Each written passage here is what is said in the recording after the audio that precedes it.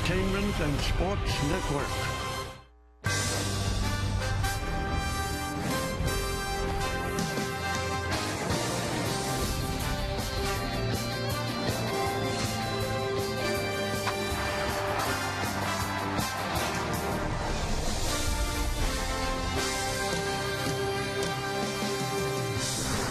It's a long line of people making their way to a long day of baseball. A doubleheader in the Bronx. Today, the Yes Network presents New York Yankees baseball.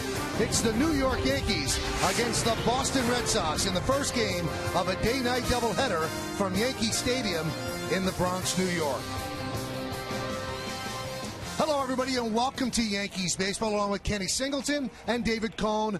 I'm Michael Kay. Well, the Yankees won yesterday 9-1, and we'll talk about that a little bit later on. But what the big story is in baseball is the amazing collapse of the Boston Red Sox. Go back to September 2nd. The Red Sox led the wild card by 9 games over the Rays. Today, that lead has shrunk to 2 games in the loss column. It's an unbelievable drop for a team that's been so outstanding. And, Kenny, the question is, what's gone wrong for the Red Sox? Well, when we look back on this season, the Red Sox, as we all know, got off to a poor start. They were 2-10, and now in September they have struggled. They were 5-17 at this point in September, but in between they played the best baseball in baseball. They were great, fantastic team, but right now they are struggling and they can't seem to get it together.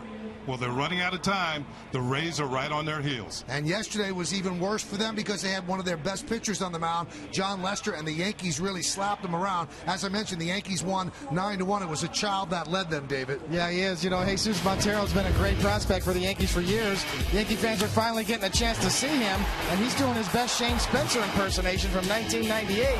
He goes deep, he's got doubles, he's got singles, he's got a great approach at the plate, and how about that opposite field power he's shown so far? We've got to believe that he solidified his spot on the Yankees postseason roster.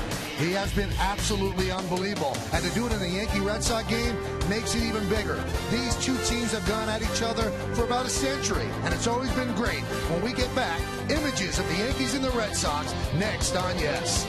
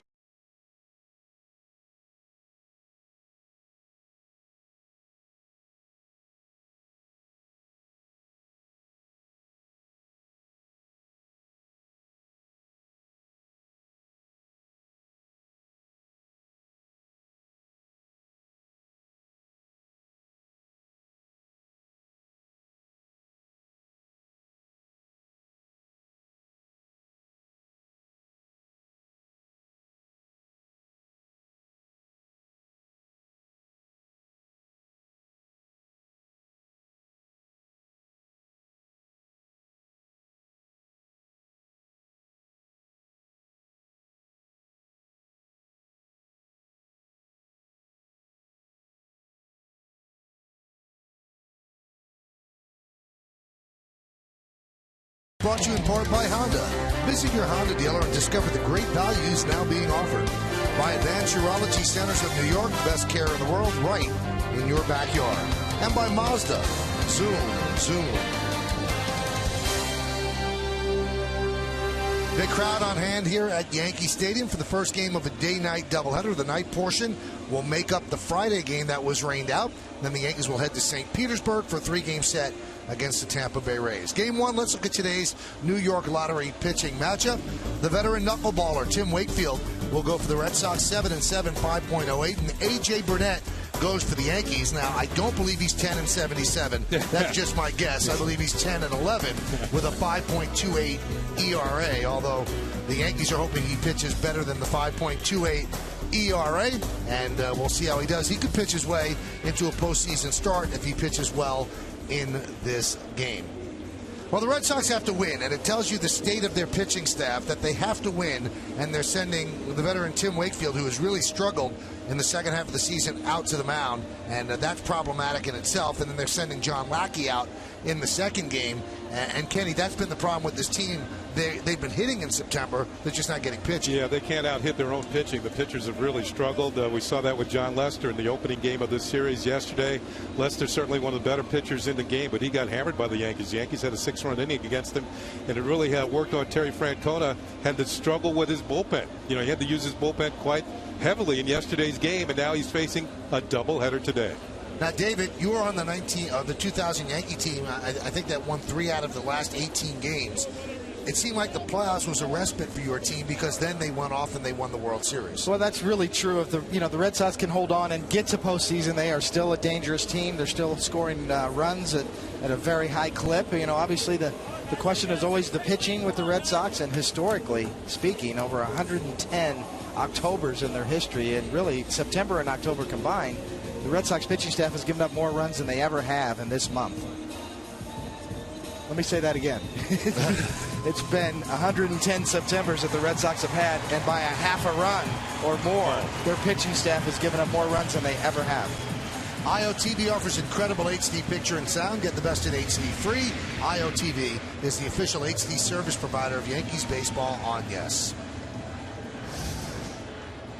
Well, the Yankees have taken the field, and it's going to be a long day here at the stadium. And then right after the second game, they will head to St. Pete, probably get into Florida at about 3, 4 in the morning. So they'll be a little tired for the final 3 games of the regular season. But they're ready today. Today's Red Sox starting lineup presented by HP. Jacoby Ellsbury, the center fielder, will lead off, batting second, and playing left field, Carl Crawford.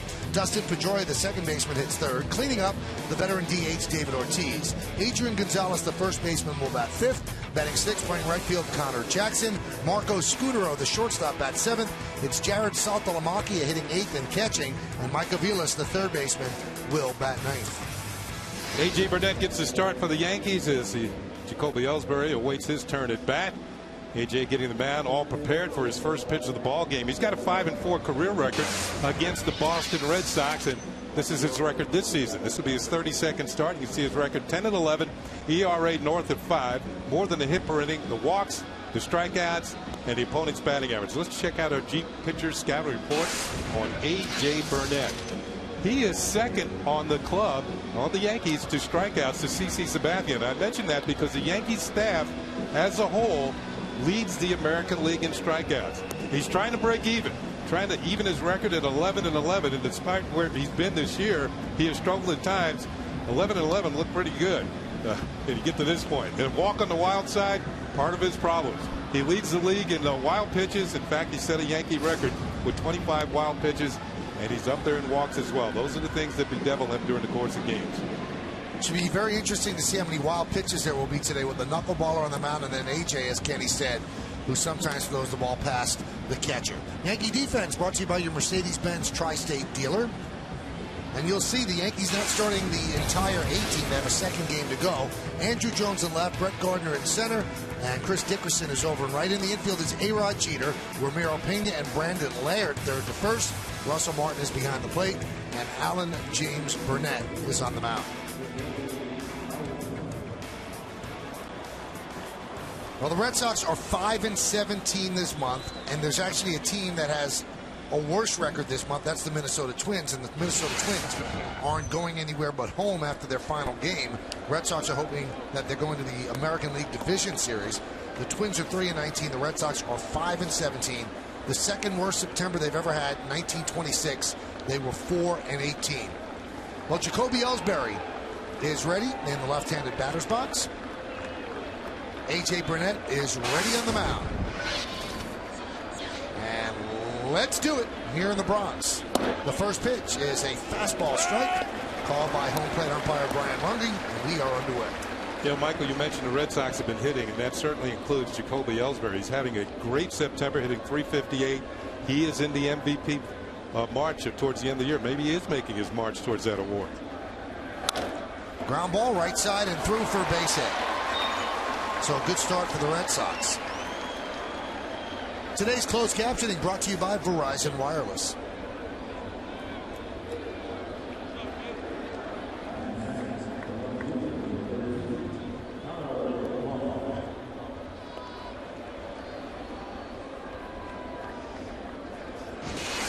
So here is Carl Crawford, 6-game hitting streak, 10 for his last 20, but still in his first season with the Sox, .259. Yeah, check the on-base percentage. That tells you a whole lot about his season. Only .295 on, but it's less than 30% of the time.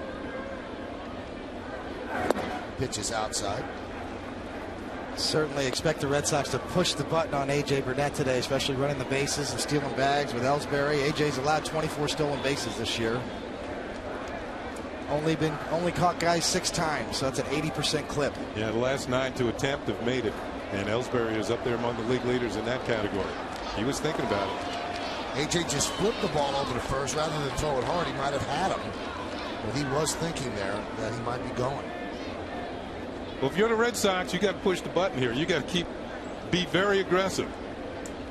Somehow you got to put the pedal to the metal. He was thinking once again about going. Mike Everett, the first base umpire, called him safe. Ooh, wow, that was close. Brandon Laird with the Close tag. and out. He was out. He was definitely out. Got him on the elbow before the fingers touched the bag. Count 2-0.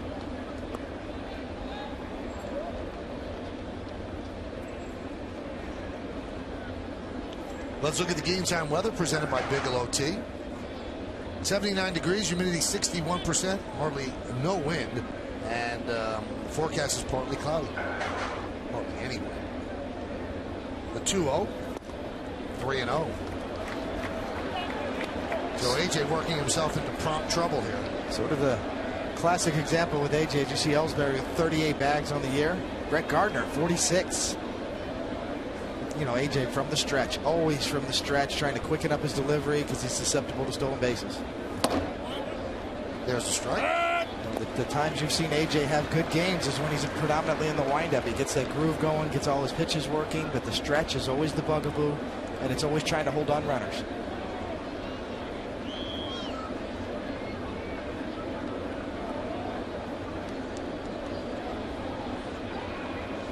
Runner goes. That one is driven to right field. Dickerson makes the play. But they will not be able to double up Ellsbury, who heads back to first. So Crawford hit it hard, but Dickerson reached over his shoulder and got one out.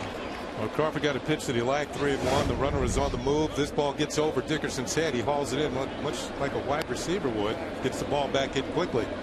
The Yankees would have been in big trouble without that catch.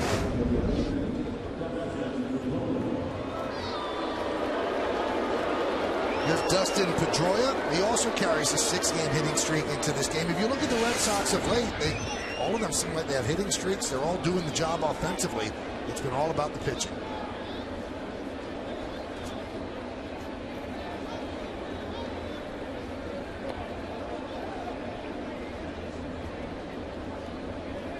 Ellsbury's had about 4 or 5 false starts over there. Just itching to go. Yeah, he is. Here you go.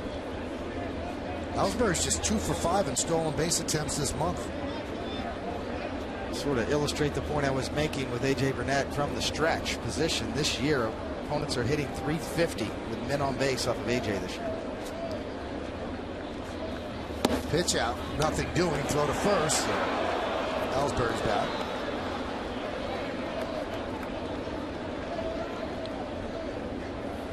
I told you about the slide. The Red Sox are in 5-17, and they're scoring almost 6 runs a game, but they're giving up the starters 7.34 per game.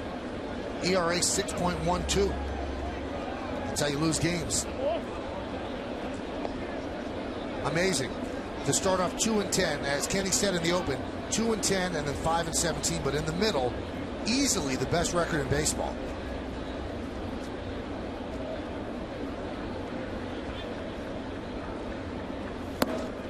Pitch outside.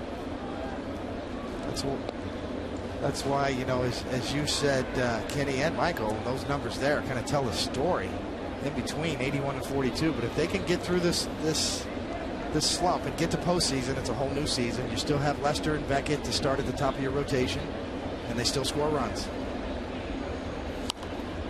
I think if you're Terry Francona, on a daily basis, while the Red Sox have been struggling here in September, they've seen that 9-game lead, the wild card, shrink to a game and a half. He has to remind them every day, we still have the lead. If we win a few games in a row with time running out, the Rays won't be able to catch you. Well, their worst fear is losing these 2 games, because then everything's up for grabs if Tampa Bay could beat Toronto. They got him. He was leaning. He was itching. And he is out. 1-3-6. Ellsbury caught. That will go as a caught stealing. Coney, I guess you got to give A.J. Burnett some kudos for being persistent. Without a doubt, you know, and he actually does have quick feet. As you see, Ellsbury's going to argue. He thinks he got underneath that tag. Brandon Laird not actually textbook in handling that rundown. There's the high throw to Jeter. And he's out twice.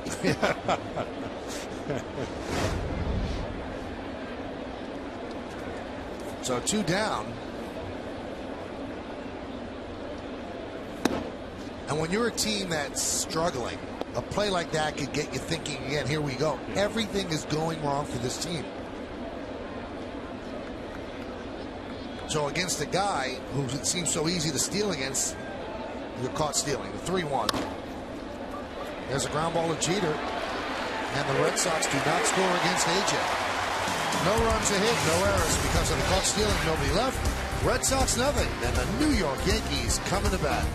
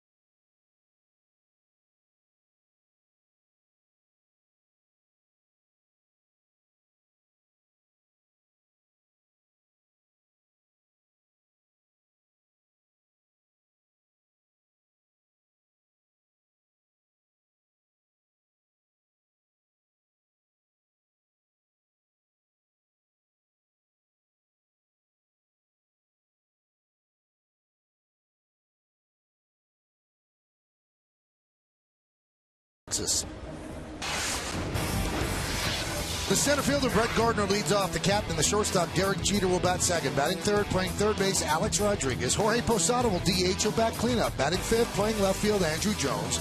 Russell Martin will catch. He's going to bat sixth. Batting seventh, playing right field, Chris Dickerson.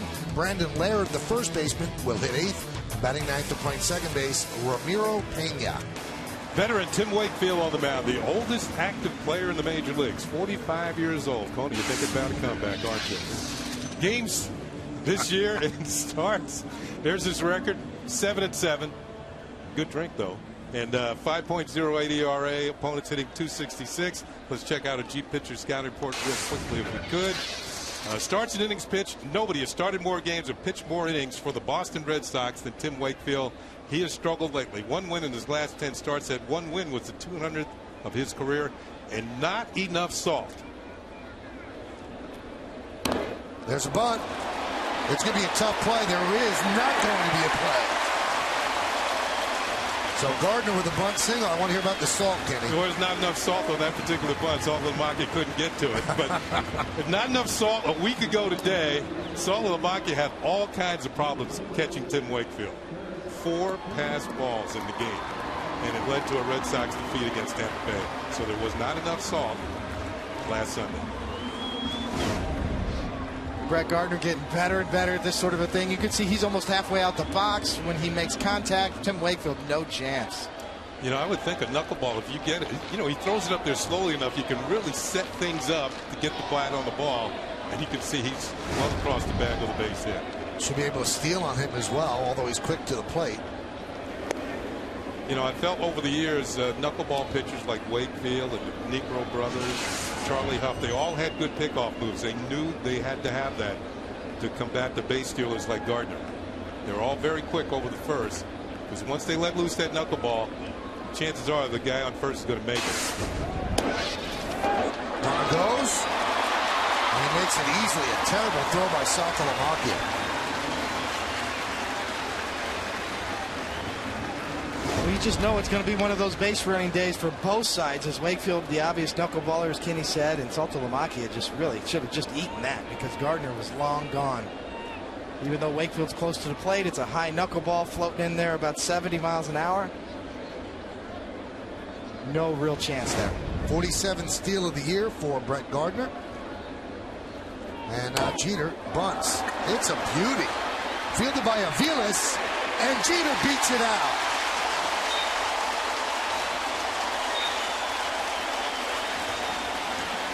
Two bunt singles for the Yankees, first and third, nobody out.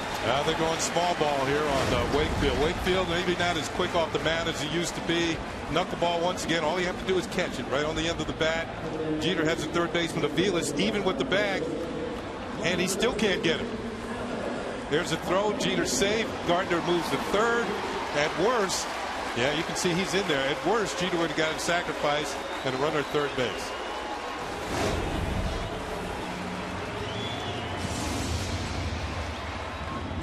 Be one of those base running days, you know, and according to baseballreference.com, in their bases taken category, the top 2 pitchers are Wakefield and A.J. Burnett. 48 extra bases taken this year on Tim Wakefield, 38 on A.J. Burnett. It's fly balls, pass balls, wild pitches, balks. Swing and a miss. A lot of extra bases taken by base runners this year on today's starting pitchers. Here's a look at the grip and then the pitch, and man, that one really dipped. A-Rod 24 for 88, but 8 home runs lifetime against Wakefield.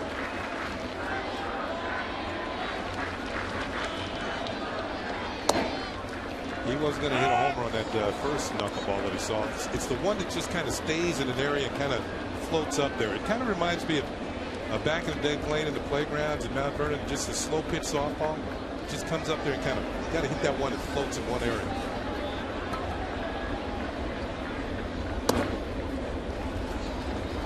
Count 1-2. So Jeter's 5th bunt hit of the year. Before that, Gardner's 13th bunt hit of the season. And the Yankees are set up to do some damage in the first inning. First and third, nobody out. And Rodriguez is at the plate. Runner goes from first. And the throw gets away from Saltalamacchia. Here comes Gardner. Yankees lead 1-0 and a stolen base for Jeter. Well, we know what the Yankee game plan is. Now they're being aggressive. I wonder is this going to be an error? Because he actually caught the ball and was about ready to throw to second. Now, there's a pass ball. They're saying that Gardner scored on a pass ball. It was a nightmarish last Sunday for Saltalamacchia. It's already turning very dark in his room tonight, or I should say today. Grounded deep to third. Aviles throws across the diamond, and there's the first out.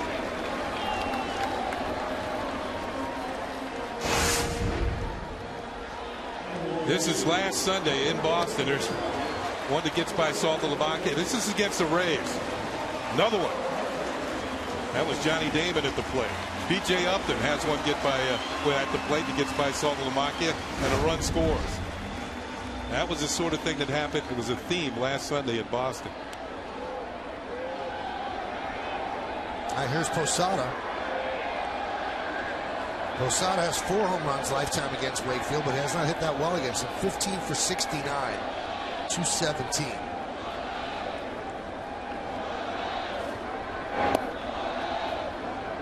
Count 1-0.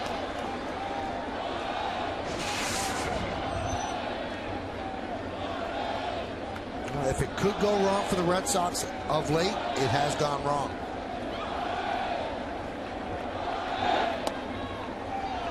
There's a strike. When you're on base with a knuckleball pitcher on the mound, you have to be alert at all times. Catcher's going to have a tough enough problem. Even catching a pitch that's almost down the middle like that. You can imagine the ones that are a little low or a little high. 65 miles an hour swung on this.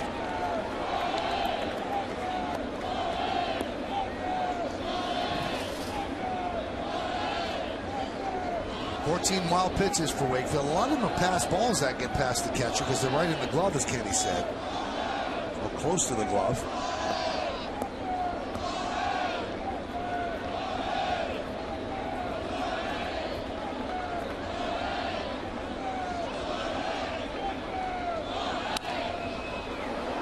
Fouled away.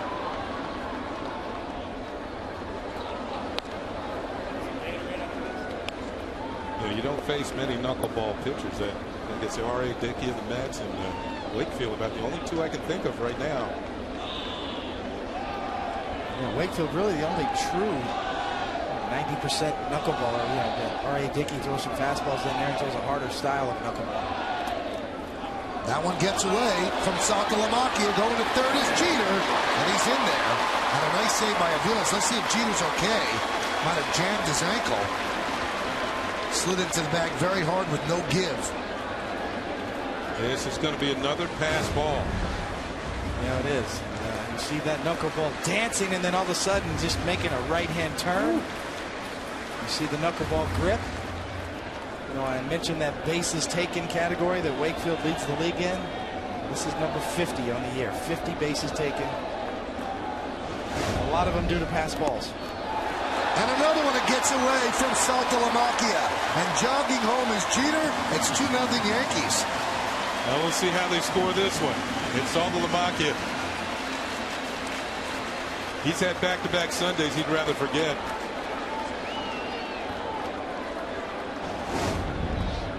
Make that 51. They're going to call this a wild pitch because it actually did hit the dirt. Saltalamacchia not only can't catch it, can't find it. No matter, as Jeter could walk home now. And a walk to Posada. So the Yankees have 2 runs in it. The bunts obviously traveled about 40 feet. Let's see if Jeter's okay. Seems like he's all right. A little bit of an awkward slide going into third base. You can see the front foot hitting the bag, and then the trail leg, the right leg, kind of twisting a little awkwardly. But somebody like me doing that now, I'd be in a heap of trouble. I mean, Derek is a world-class athlete, in great shape. Looked like he was a little late starting to slide. He was coming in hot to the bag.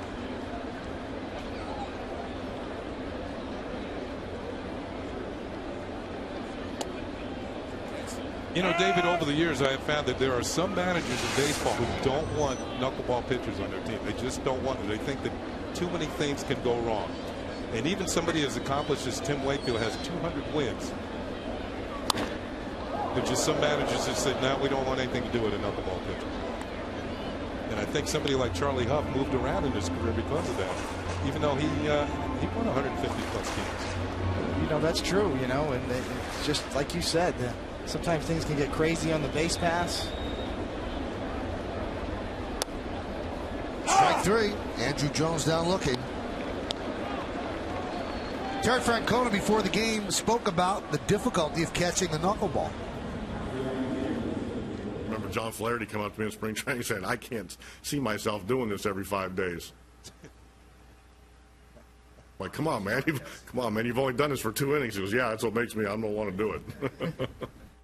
So Tim Wakefield, we should thank him for having John Flaherty in the booth. Yeah. He made him retire. Here's Russell Martin, pitch outside.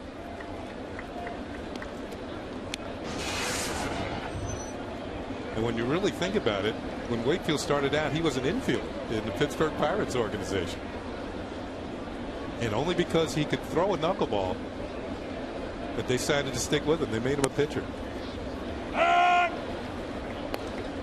Take a quick look at the Red Sox defense, brought to you by your Mercedes-Benz Tri-State dealer.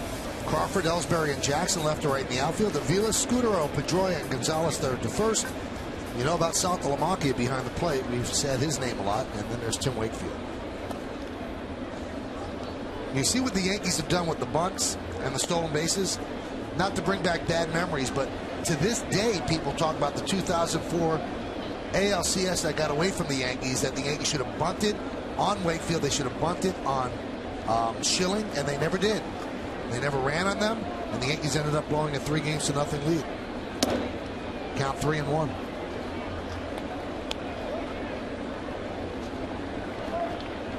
Chris Dickerson on deck.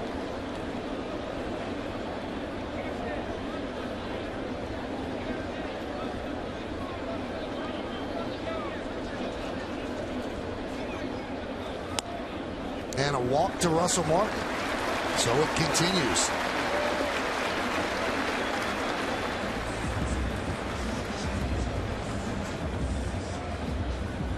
If you wanted to know one stat or category with regard to the Boston Red Sox pitching staff, it is walks. 3.34 average walks per 9 innings, leads the American League.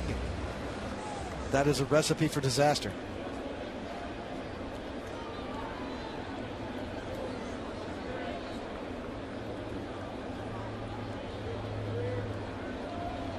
Pitch to Dickerson is inside.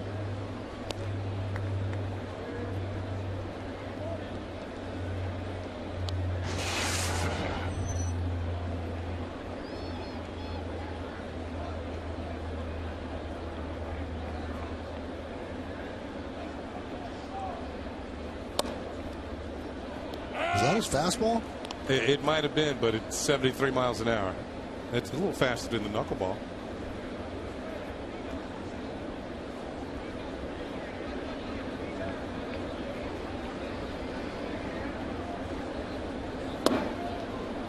Count 2-1.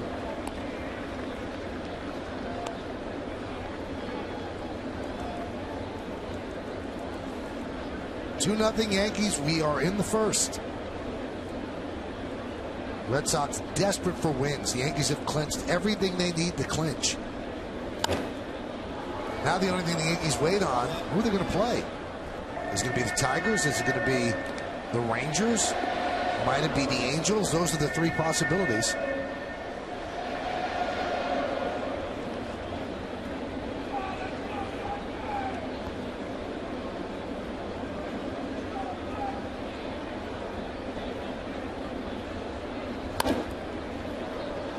Still 2-2. You know, you see some very silly swings against knuckleballs as well. They get some weird hacks.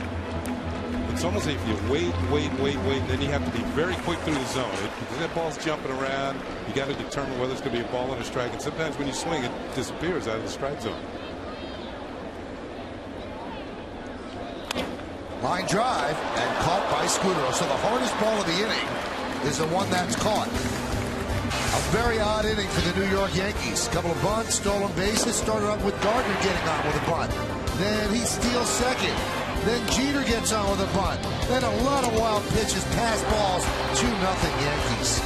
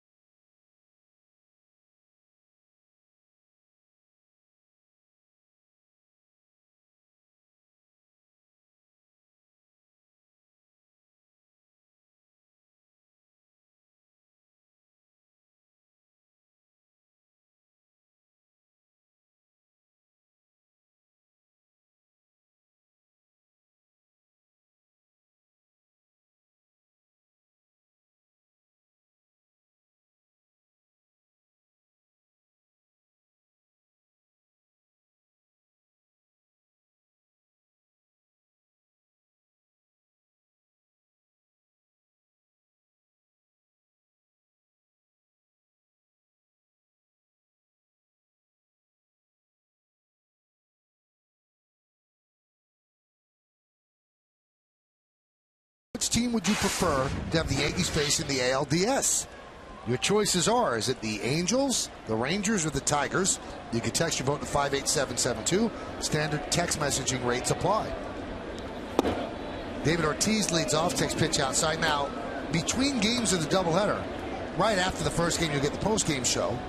But then we have WB Mason presents the Joe Girardi Show, the final show of the year. And I asked Joe that very question, who do you prefer to face? Now, you could all take bets on whether or not he tells you, but the question is asked. I will say, he says, I have a lot of respect for all three of those teams. You're going to have to watch, Kenny. I can't give it away.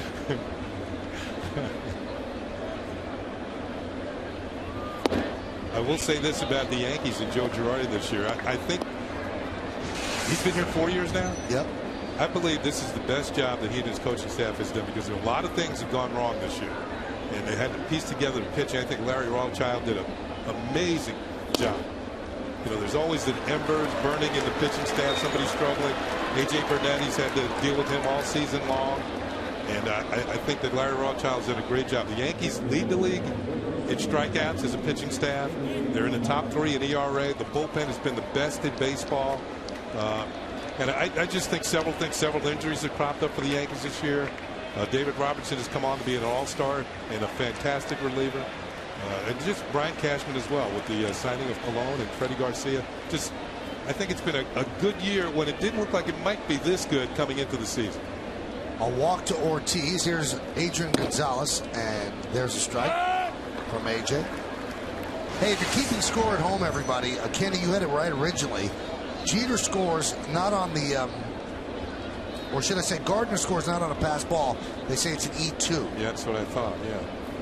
So it's a stolen base and an E2. Now I got to bring the white in. You need it, Michael?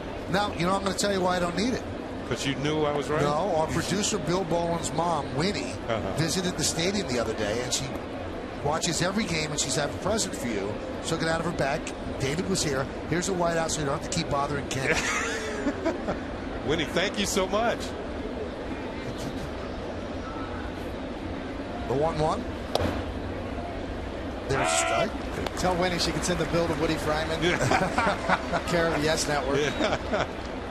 He'll take care of it. Last 3 series against the Yankees, Adrian Gonzalez just hasn't done it. 4 for 21-9, 1 extra base hit.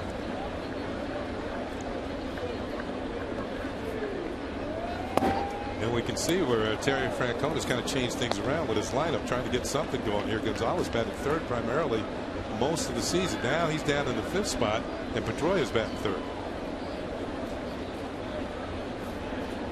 Even with that heavy 340 batting average. That could be a double play. There's 1. And there's 2.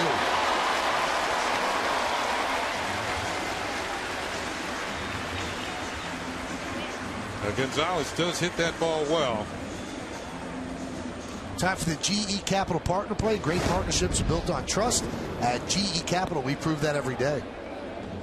Gonzalez does hit this ball well, as Michael called it, but he does lead the league in this category. He has grounded into his 27th double play of the year, and it was an easy one, 4-6-3. Here's Connor Jackson. Pitch inside. This Red Sox slide has gotten so many people nervous, obviously, in New England. And Peter Gammons of the MLB Network on Dan Patrick's radio show said that there's a division now between Theo Epstein and Terry Francona. And when Gammon said that, it made everybody think, whoa, something could be going on. To the point that before Friday's rainout, Theo Epstein met for a long time with the media and said, I have no problems at all with Tito, and that's Terry Francona's nickname. He said no problems whatsoever, and they have 2 option years on his contract, but he wouldn't say whether he'd pick him up or not. He said that's a decision we make during the offseason. This guy has won 2 World Series in 8 years with the Red Sox. Pretty good. Yeah, after he hadn't won in how long? 117 years. 86 years. Yeah, exactly.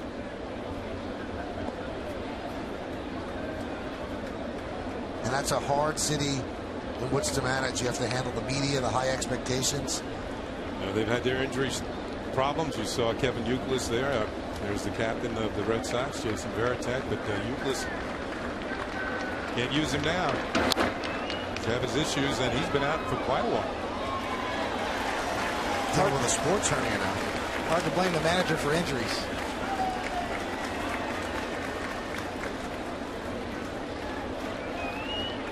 Like Buchholz, injured. Daisuke Matsuzaka, injured. 1-2. Swing and a miss. Good, tough, hard breaking ball by A.J. Burnett. And that'll do it in the second. No runs, no hits, no errors, and nobody left. We go to the bottom of the second. 2-0 Yanks.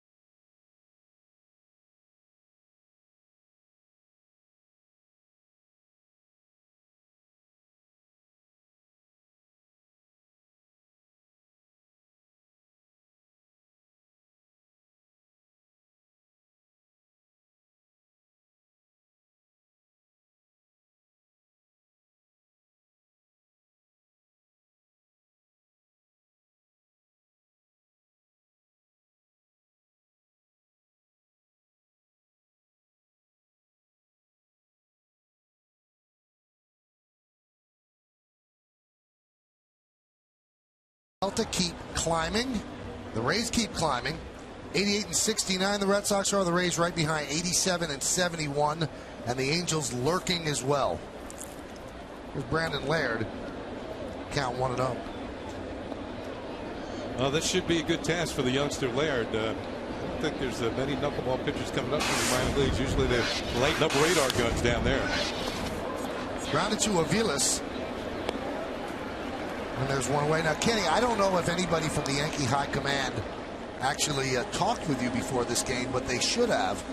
Against Charlie Huff, you were 7 of 19, 2 home runs at .368. Okay. Against Phil Niekro, 15 for 34, 441, 2 home runs. How do you do it? Like I said, you wait. Right. And you got to be quick with the bat. Well, you got to get that knuckleball that doesn't do much. And usually those are the ones that come early in the count. They're just trying to get the ball over. When you get to 2 strikes, you get the ones that are nasty. When you're behind in the count, they might throw them a little harder. I didn't know I did that well against those guys. Oh, yeah. Owned him. It's a large sample size, too, against Niekro. 34 at bats. He's a Hall of Famer.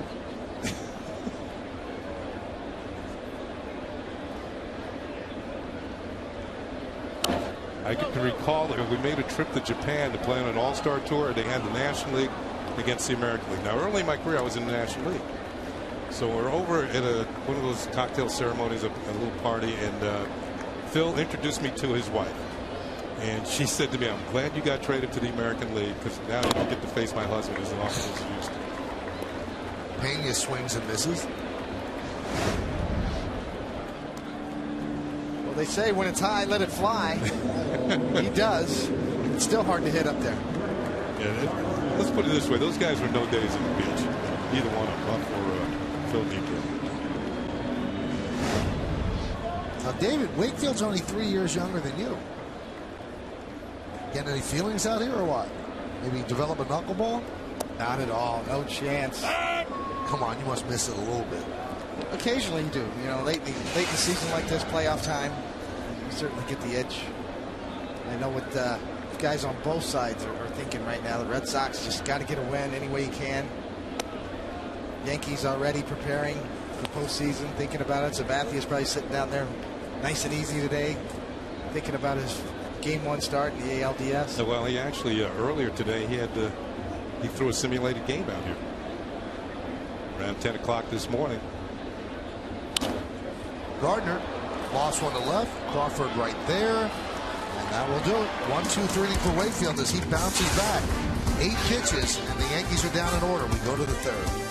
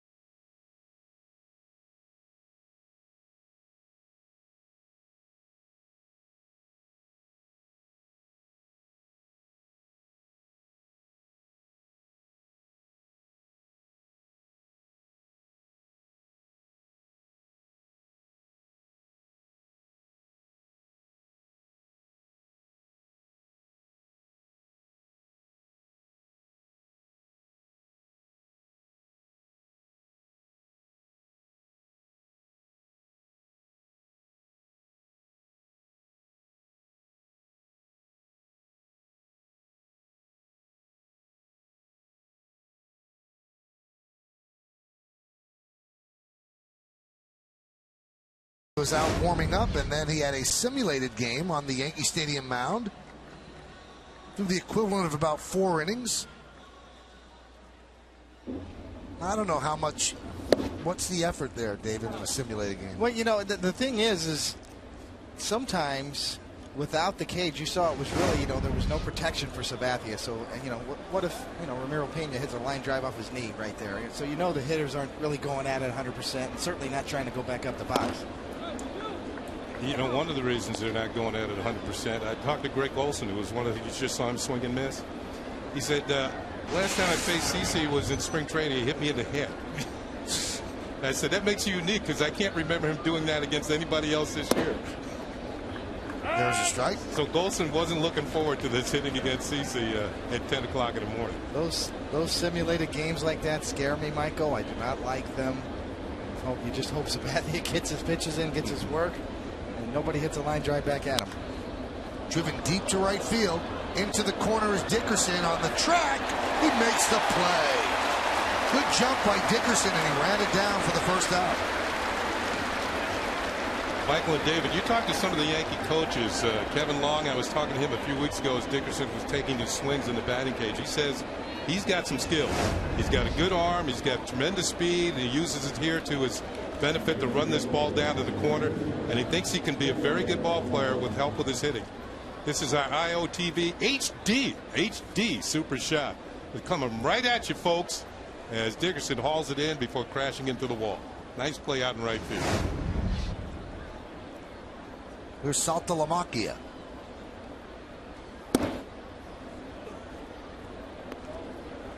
Lincoln scoreboard has the Yankees up 2-0.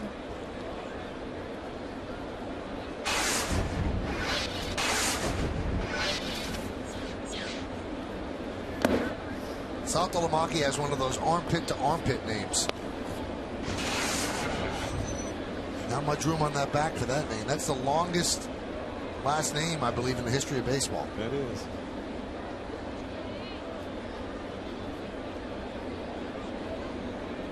The 2-0. Strike. Goes by the nickname of Salty, as you might expect.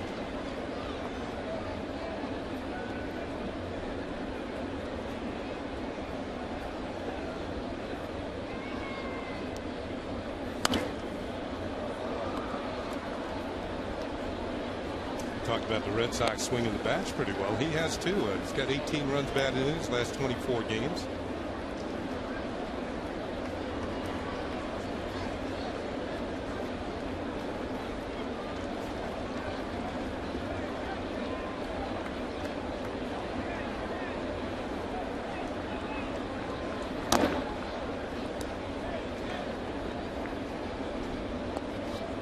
The Red Sox have been struggling, as David and Michael pointed out. It's been primarily their pitching.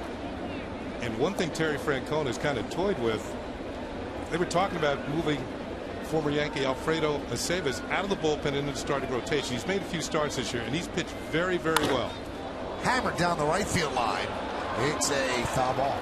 He's pitched very, very well out of the bullpen for the Red Sox. So that's why he's hesitant to bring him out of the bullpen to start him, because he cannot help out in other games when his starters don't pitch well. You know, Aceves has had a type of year for the Red Sox where he is 9-2 with a 2.70 out of the bullpen and only given up 80 hits in 106 2/3 innings. The league is barely hitting 200 against him, and his value has been coming out of the bullpen on almost an everyday basis.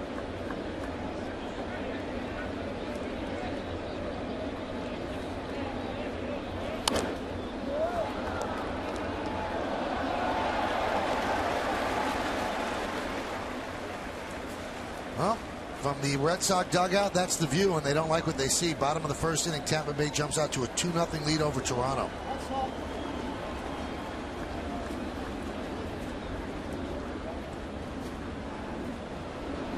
Swing and a miss. Saltalamacchia down on strikes. Yeah, I was watching some of the Tampa Bay and Toronto game. It was Johnny Damon had a big night last night for the Rays. 3-run homer broke the game open late in the ball game against Ricky Romero, who was doing a pretty good job up to that point. You know what's interesting, though, Kenny and Dave, is that the Red Sox are 5-17 in September. Now, the Rays have only made up 7 games, which would lead you to believe that they haven't not had a great September. They've had an okay September. But if they really took it by the neck, they could have really blown away the Red Sox. I mean, you know, they came in here and lost 3 out of 4 to the Yankees, so the Rays have not helped themselves either, because they can't score. If you put the Rays and the Red Sox and fuse them together, that's exactly what you need. That'd be a very, very good team. You know what has been amazing? It's the Baltimore Orioles that have been the fly in the ointment for all of these teams, including the Yankees. I mean, they've played well. Buck Showalter has them playing hard, finishing out the season. The Orioles are in last place, 30 games behind the Yankees. Went up to Boston, took 3 out of 4. And took 2 out of 3 from Tampa Bay. Exactly. And split with the Yankees. 1-1. Check swing off the glove of Burnett. Pena will get Aviles, and you score that 1-4-3 as Burnett works a 1-2-3 inning here in the third. We go to the bottom of the third here at Yankee Stadium in the Bronx. Yankees lead the Red Sox 2-0 right here on Yes.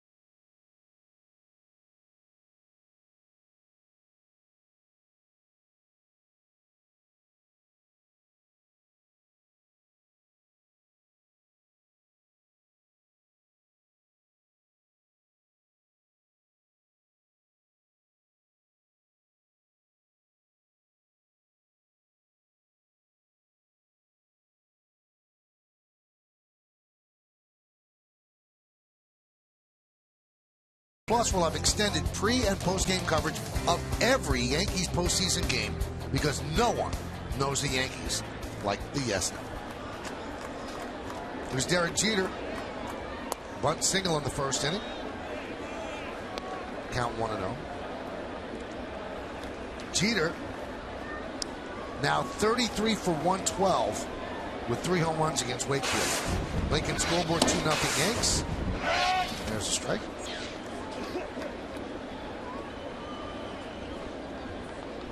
Derek is 9 for his last 19. Had a home run in yesterday's game against Leicester.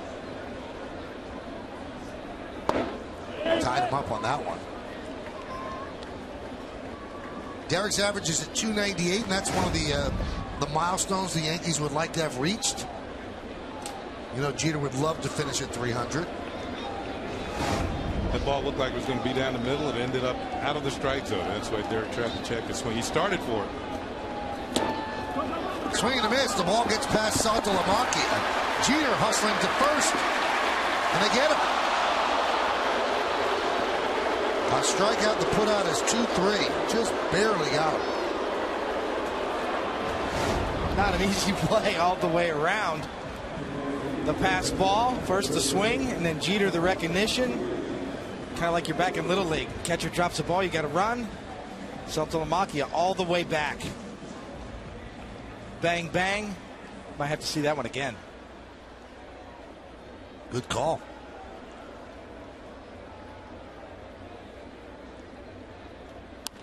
Alex Rodriguez pops it up. Saltalamacchia runs out of room. Now, years ago, when Wakefield was with the Pirates organization, they were about to release him as an infielder. Remember, I told you he was an infielder and he couldn't hit very well. It's a bad combination, so they're going to release him. But Woody Hickey, who's been in the Pirates organization for years, and a guy I played with in winter ball in Puerto Rico, one of the nicest guys you ever want to meet, was a coach in the Pirates organization. He had seen Wakefield fooling around with knuckleball on the side. He said, let's give him a chance. He was the only one who stood up in the meeting and said, let's give him a chance as a pitcher, see if he can make it. Now, how many years has Wakefield been in the major leagues now? 200 wins worth. Exactly. And Woody Hickey was the one who saved his career. He lasted with the Pirates for a little while, but he's been with the Boston Red Sox, what seems forever. And Woody Hickey's been in the Pirates organization for a long, long time and one of their most respected members of that organization. Woody was a catcher on my winter ball team in Puerto Rico. Debuted for the Pirates, Wakefield did in 1992. And A-Rod works a walk. So sometimes if you just have one person in that meeting who will stand up and say, hold it, before we do it, well, let's give him one more chance. That's a big change from an infield to a pitcher. And it's certainly even maybe a bigger change because he was a knuckleball pitcher.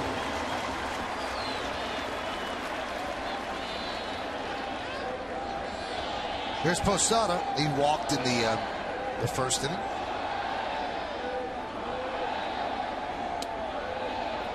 There's a strike. You know, Wakefield has said that this is going to be his last year. Sort of, even though he could probably hang around a little longer, but in a very important role still, and probably his last year of his career. You always felt, how long did Phil Negro pitch?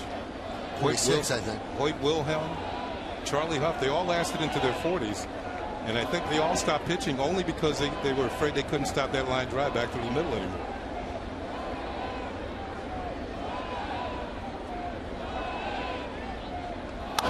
That one's driven deep to right. There it goes. See ya. Into the second deck. A 2-run home run for Posada. And the Yankees lead 4-0.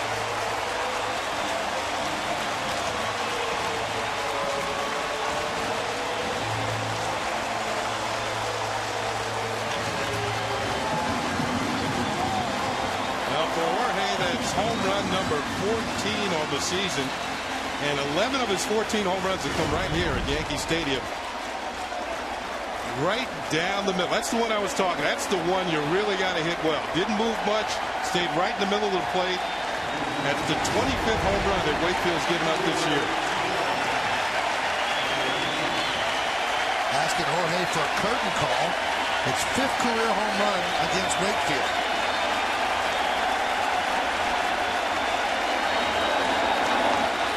And the pitch to Jones is low 1-0. Here's Jorge who will accommodate the fans.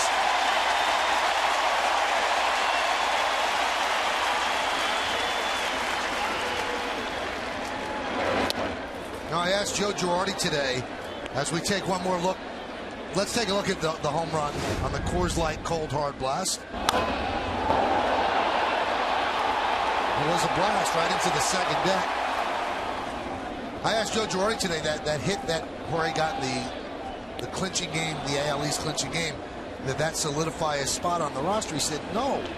He said what people don't realize, he said if you look at his numbers against right-handed pitching, he said he's done a really good job. All 14 of his home runs are against righties, and coming into this game, he's hitting .272. He said, that's a good guy to have on your team against right-handers in the postseason. He said he didn't need that hit to be the postseason roster. And when you factor in his experience in the postseason, he's not going to crack under pressure. I can tell you from my perspective as a pitcher, when you see Jorge Posada up there, you're still pitching to the name. You know, he still garners respect, either in a pinch hitting role or in a starting role as a DH in the postseason. He's still going to be pitched like he's still Jorge Posada. Based on those numbers, he is batting left-handed. It's been batting right-handed, obviously, that's been the problem this year. Well, David, against right-handers, or batting right-handed against lefties, he's 6 for 64, which is .094. And that's why the combination of Posada and Montero is not a bad DH combo to bring into the postseason. You know, and I don't think it's a mistake that Joe Girardi had Posada in there today as opposed to Montero. He had a great day yesterday, Montero. But he doesn't want the young guy to face a knuckleball pitcher and kind of throw him off stride. There's a strike 3 as Jones down looking for the second time.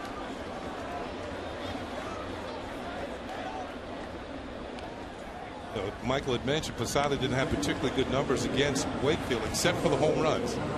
And he got the pitch that he could hit for a home run. It's a great point. A knuckleball pitcher can put a guy in a slump for about a week. Sometimes you hear hitters talking about it. As you see Andrew Miller, the lefty, is going to get hot. Here's Russell Martin, who kind of rattled the cage the day before the Red Sox came into town, saying, I hate the Red Sox. I'd love for us to knock the Red Sox out of the playoffs. Kind of raised some eyebrows. Why he would say it. Maybe people feel that way, but usually you don't say it to become bulletin board fodder.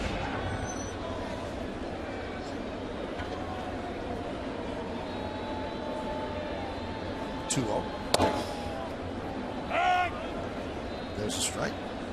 Anything to get the Red Sox out would be awesome for me because I hate the Red Sox. They're fun to play against because they have a quality team and they are gritty and they play hard and stuff. But I would love to see them lose. I guess you can't jump a guy for being honest, but you do wonder, how does that quote help the Yankees? I'm not sure it hurts them, but how does it help them?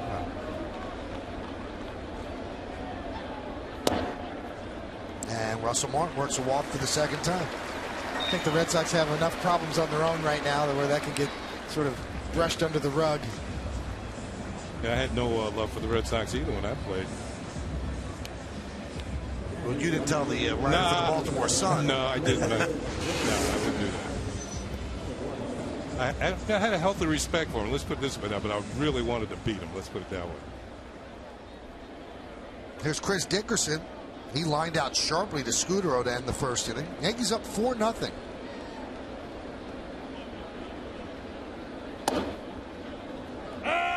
There's a strike.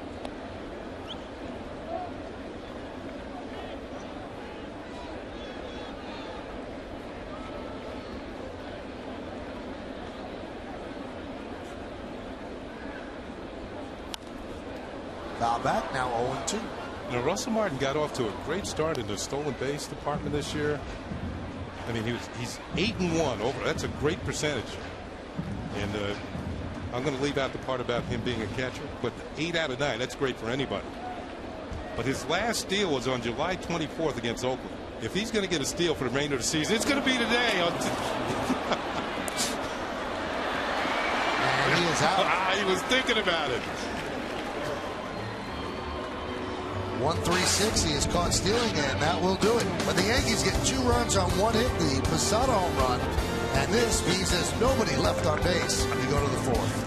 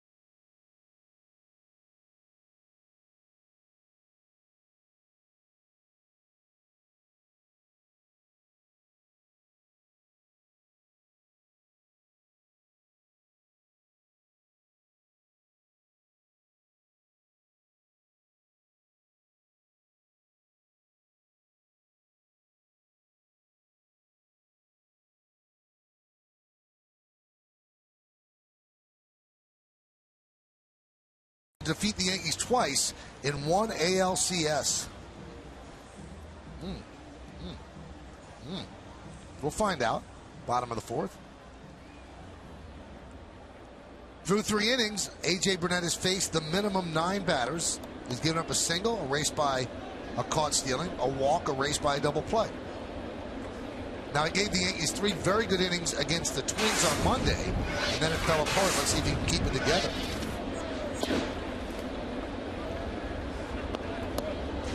Which means for the second time through the batting order, the Twins start to get things together.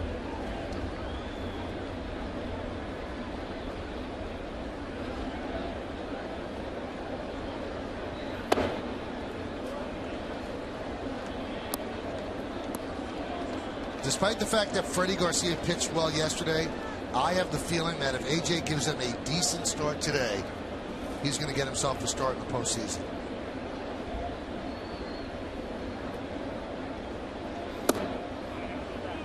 Now, Joe Girardi has said that no decision has yet been made because he said we don't know who we're playing. He said some pitchers match up better with other teams.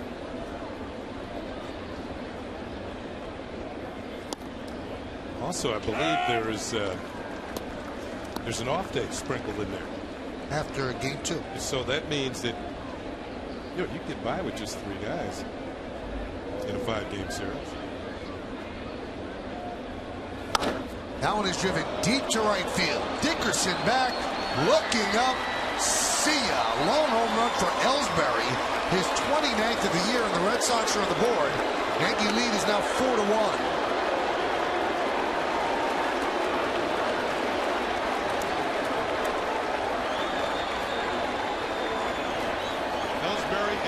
Count 3-1 leading off. This guy is having a tremendous year. That home run is 29th, as Michael called it. Also his 99th run batted in of the year. And this is a leadoff hitter. Aren't many leadoff hitters that drive in 100 runs. All the talk about the MVP race this year and Adrian Gonzalez probably being the front runner. Ellsbury, because of the combination of speed and power and the fact that he plays center field. A lot of people feel that he would have the edge over Adrian Gonzalez. And that's just MVP of the team, much less the league. The league's going to be an interesting vote as well. You almost get the feeling that if the Red Sox knew that this was the player that Ellsbury was going to be, they probably would not have gotten Carl Crawford. They were so disappointed with Ellsbury last year. There were talks of trading him. He didn't play a lot because he was injured so much. But he had something to prove this year, and he's done some job. I think he gave somewhat of an inkling, Michael, because he set the club record for stolen bases. But I think the hitting is what you're talking about with the power and the home runs. Now, he can run and steal bases, and they thought what they were getting with Crawford was somebody's going to have around 20 triples, maybe 15 to 20 home runs, and certainly more than 80 runs batted in if he batted at the top of the order. Now, Crawford's had some injuries this year, with particularly hamstrings, and the guys who run like him, that slows down your whole game.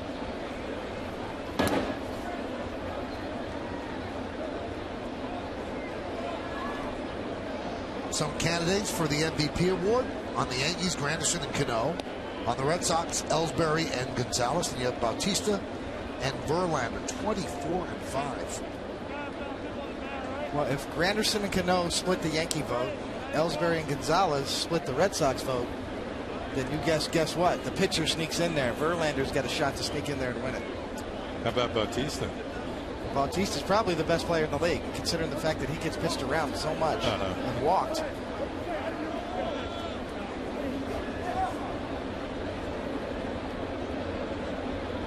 This copyrighted telecast presented by authority of the New York Yankees. It may not be reproduced or retransmitted in any form, and the accounts and descriptions of this game may not be disseminated without the express written consent of the New York Yankees.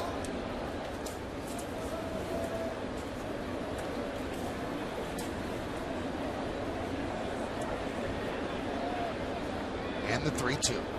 Swing and a miss. Breaking ball down in the dirt. Crawford is down, and the put out goes to Martin, who had to tag him out. Well, AJ's had a good one today. You almost see a lower, he's kind of dropping his arm angle a little bit, getting a little sweep on that breaking stuff today. Kind of see a little bit lower angle on that spiked curveball. Down and in, the old back leg slider, and Crawford gone fishing.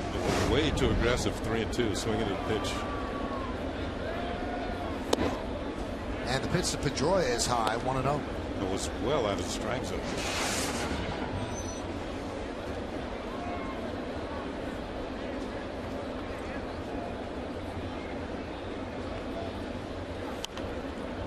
Tomahawked and fouled back.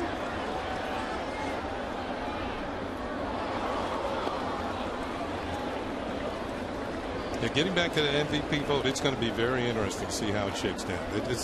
And Coney, I can see that scenario you were talking about, that everybody splits the vote.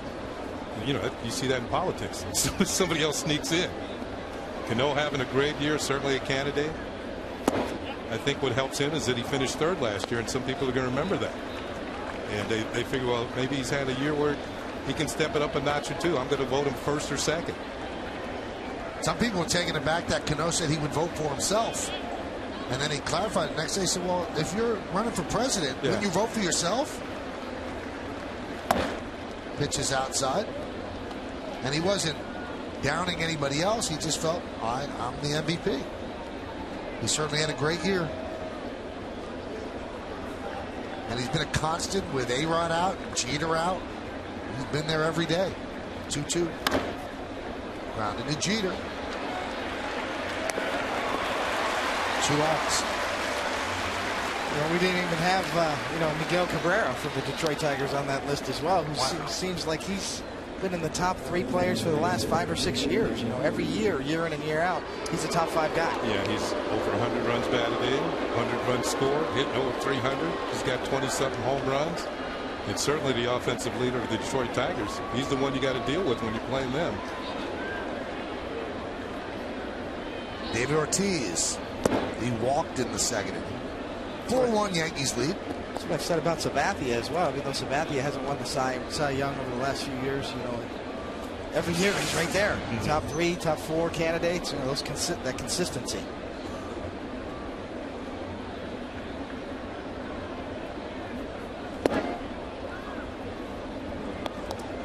I think much in the same way with the Cy Young vote last year, maybe this MVP deal this year, you should get into the real numbers that are on the periphery to find out who's had the best year. They did that last year with Felix Hernandez, and he won with a 13-12 record, which still kind of throws me. But his other numbers were really off the charts. Start looking at defense, and some of the controversial defensive sabermetrics that are used.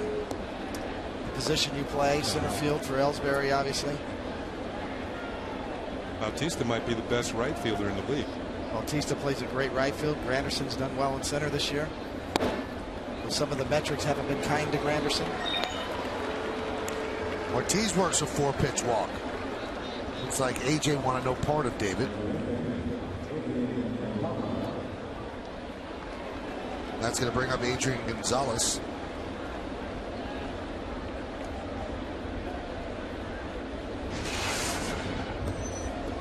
Over the winter, the Red Sox traded with the Padres for Gonzalez, and also they signed Crawford to that big deal. And that one is lined to left field. Andrew Jones is there, and that'll do it. Red Sox get on the board with the Ellsbury home run. Ortiz remains stranded at first. We go to the bottom of the fourth. 4-1 Yanks.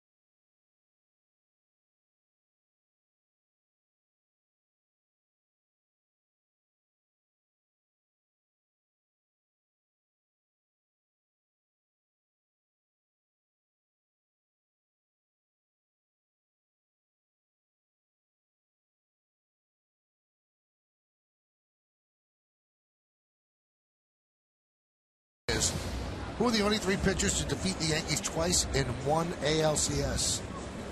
Here's your answer. Freddie Garcia with Seattle, Tim Wakefield with Boston, and Colby Lewis last year with Texas.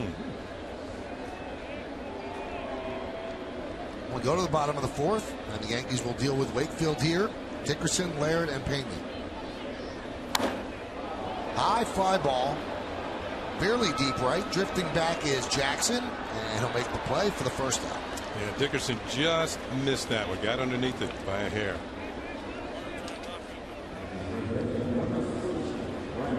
Take the Yankees with you when you travel out of the Yankees' home territory. Subscribe to MLB.tv today to see Yankee games live or on demand on your computer and your favorite devices. Visit Yankees.com to order and get more details. MLB.tv. Baseball everywhere. I want to meet the person who is subscribing to MLB.tv today with 4 games remaining. I'd just like to meet that person. Go, why'd you wait so long? But there might be somebody out there. There are people who watch the last 5 minutes of a basketball game. And there are the people who turn on a horse race in the last turn. that might be the type of person. It is a great Yes. product. I mean, everybody I know has it, and it's just unbelievable how good it is. I've been watching it all year. Fantastic. I mean, they send you updates and stuff like. It's really, it's if you're a baseball fan, it's like something you have to have. Great website all the way around. Yeah, they really do a good job. I got game day on right now, Mike. I see. Looks great. You know, we talk about all kinds of numbers in relationship to baseball and the teams, but when you go down to the bottom line, can you score more runs than the other team? And that's how you win games. As Laird draws a walk here, fifth walk handed out by Wakefield. And when you look at the run differential of the playoff contenders in the American, by far the Yankees, it shows you how good your hitting is and how good your pitching is. And the Yankees are plus 215 runs. The Red Sox plus 142. They're third. The Rangers plus 161. The Rays plus 84 and the Tigers plus 54. So these are contending teams. That's coming into today. The Yankees have gone up a little bit since coming into this afternoon, but plus 215. That's a big number. And we were talking about the job that pitching coach Larry Rothschild has done, and you can throw in hitting coach Kevin Long. That's a big number. They've scored 215 more runs than they've given up. 0-2 on Pena, who struck out on a high knuckleball in the second inning.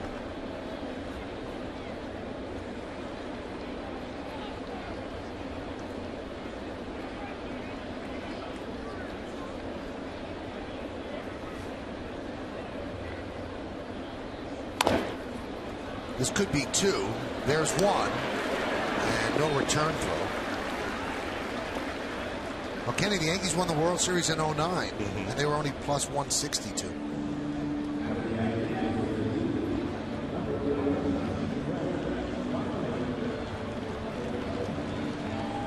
Here's Brett Gardner. He started in the first inning with a bunt single down the third baseline, stole second. Moved to third on Derek's bunt single to third, and then scored on an E2. Avilas in on the grass at third for Gardner.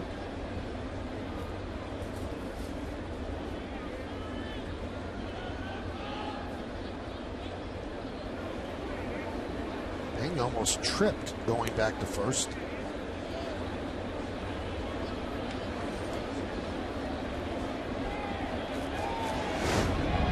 Looked like he hit a speed bump or something. Wow.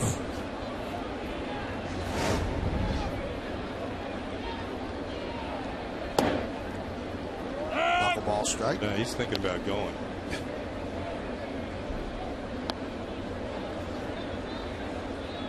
He's got to fill that column. He doesn't have a stolen base this year. Of course, he spent most of the year in the minors.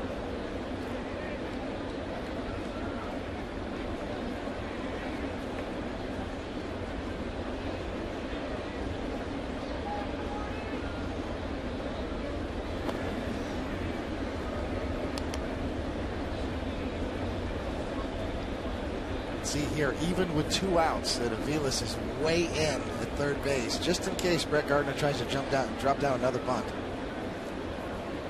That's what speed does to you. That opens up the hole on the left side if he slaps it that way as well. That's respect.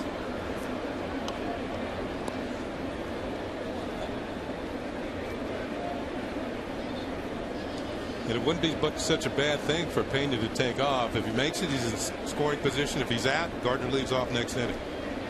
There's your pitch out. I thought it might be coming because the count is 0-1. Now things are evened up. He's more apt to throw the ball towards the plate.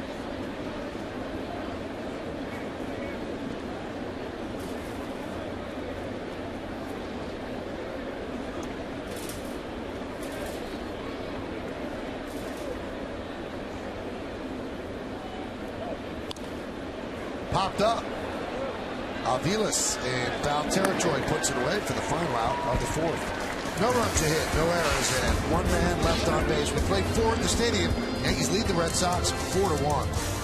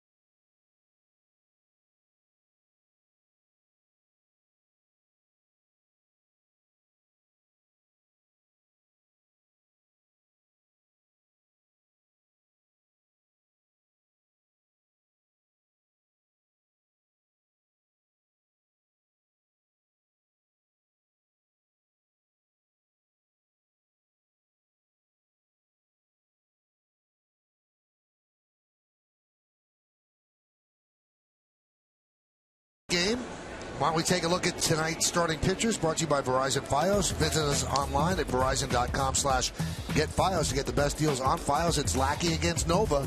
Nova goes for a 17th win. Our coverage begins at 6. Remember, first pitch is right around 6:35 for Game 2 today. Connor Jackson takes a strike from A.J. Burnett. 63 pitches as he enters the 5th. Count 1-1. The Acela scoreboard, 4-1 Yanks.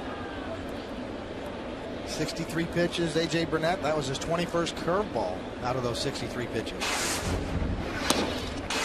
Almost a third of his pitches today have been that spike curveball. Much higher mix than we're usually seeing from A.J. Burnett. And David, that's the difference maker for him, because if he's left to just throw fastballs, which is straight, he's going to get hit. He's had a good one today, as you see right there. Straight down over the heart of home plate at 81 miles an hour. And it is the key, as Michael said, for A.J. Burnett to get into that pitching mode early in the game.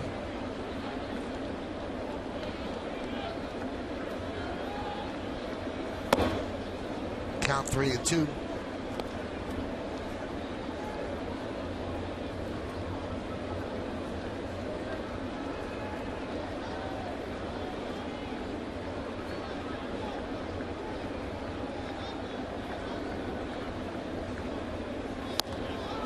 Strike 3, and Connor Jackson down looking. And now you're going to get the opportunity to look at Bob Lorenz. He's got a big update.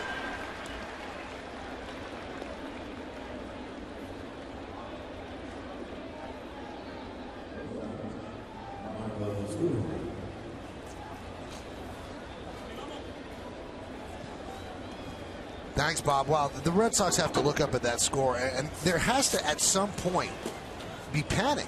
I mean, if they lose this game and they win that game, then it's won.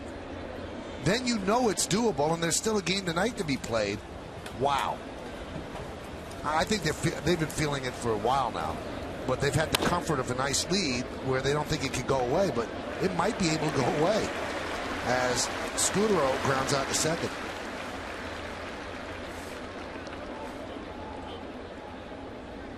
Well, after today, you know they'll be rooting hard for the Yankees as the Yankees head down to Tampa Bay to take on the Rays, the final 3 games of the season. Well, you knew coming into this stretch, Kenny, the Yankees had the opportunity to be kingmaker. And they really hurt Tampa Bay by taking 3 out of 4, but you know, they win yesterday and they're leading in this game. Here's Santalamacchia.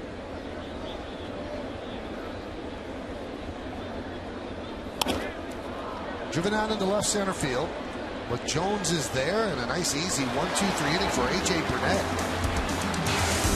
9 pitches, puts down the Red Sox in order. We're halfway through. Yankees 4-1 over the Sox.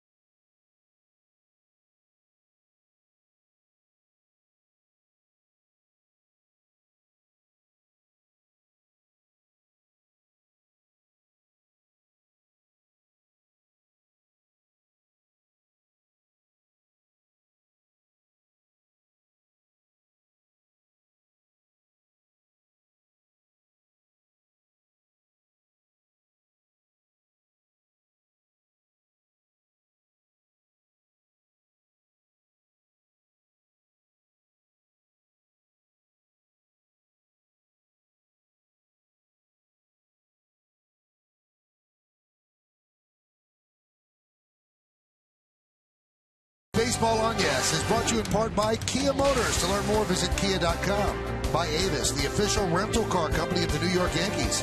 And by the Buick Enclave, the finest luxury crossover.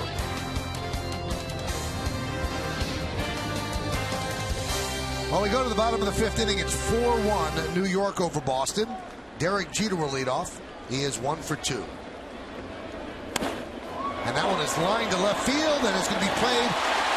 Not played by Crawford. It gets past him, and it skips to the wall. Jeter's at second. Is going to stop right there. That'll probably be a single and an E7.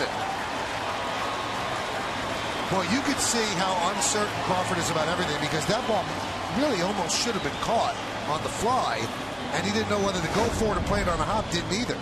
Well, you think of yesterday's game where they had a chance to make a play and it hurt the Red Sox. It looked like this had some overspin, and Jeter's thinking about get down, and it does, and then it gets by Crawford, and Jeter's going to get an extra 90 feet out of this. And so he's at second with nobody out. Single and an E7. He's up to 299 now. And here's Alex Rodriguez, 0 for 1 with a walk and a run scored. Swing and a miss. A Acela scoreboard, 4-1.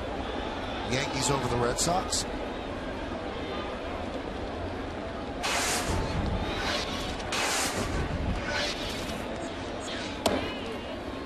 Good buddy of mine who works for the MSG Network. His name is Howie Singer, and he's the director of the nicknames. Great director. And he's the biggest Red Sox fan. And he just texted me, he said, my God, the 62 Mets went 6-18 in September. I mean, Red Sox fans cannot believe what's going on. They just can't comprehend it. And it is hard to comprehend because this is a very good team. Yeah, but the 62 Mets, up until that point, that was their kind of record the whole season long. They only won 40 games all year. Well, then they're playing at the level of the 62 Mets right now. Okay.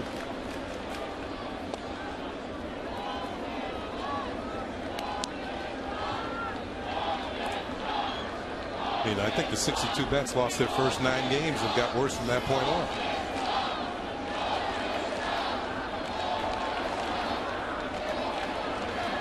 Two. Grounded through the right side for a base hit. Jeter's going to round third. They're waving him home. Here's a throw from Connor Jackson. Here's the play. He's safe. Jeter went back in to touch home plate, and Brian Runge looked at him and said, why'd you do that? You were safe. Anyway, it's 5-1 Yanks. You see almost like just an abbreviated swing. You see that ball, that knuckleball sailing away from A-Rod. Doesn't try to do too much with it. Finds the hole. This play looked like it's going to be close right from the start. It is. Jeter kicks the ball away. What are you doing? What are you doing? Making me look bad. I don't think he did touch home plate, and he knew he didn't. Maybe with his trail foot. Look that way. Wakefield thought they had him, and that's going to do it for Tim Wakefield. And Derek has a big smile on his face, and the Yankees have a 5-1 lead as Francona goes to the bullpen. You wonder, is that the last time Tim Wakefield's going to pitch in a big league game? See if the Red Sox make the postseason. Wakefield's down, so are the Red Sox.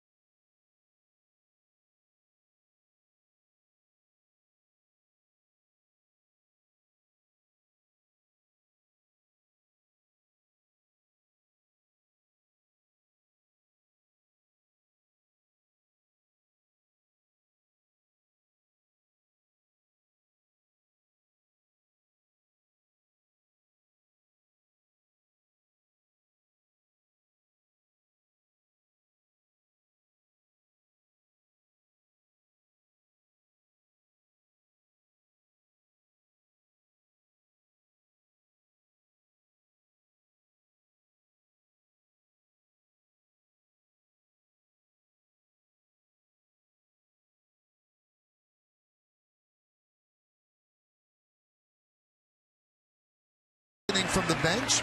And there's a shot of the Mohegan Sun Sports Bar where they're watching the game out in center field. The Mohegan Sun Sports Bar is a great place to gather and enjoy the game. Terry Francona has to take out Wakefield, and he makes the call to the bullpen. Brought to you by AT&T. And the call to the bullpen brings in Matt Albers for Tim Wakefield. A-Rod went to second on the throw home, and here is Posada. High fly ball, left field. Crawford is there, and he'll make the play for the first out.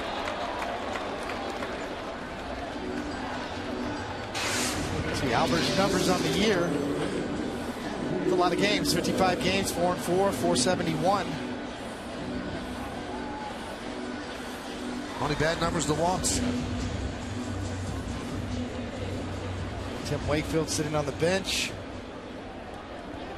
Talk about the Red Sox problems this year. Quality starts are one of them. Beckett's got 20 quality starts.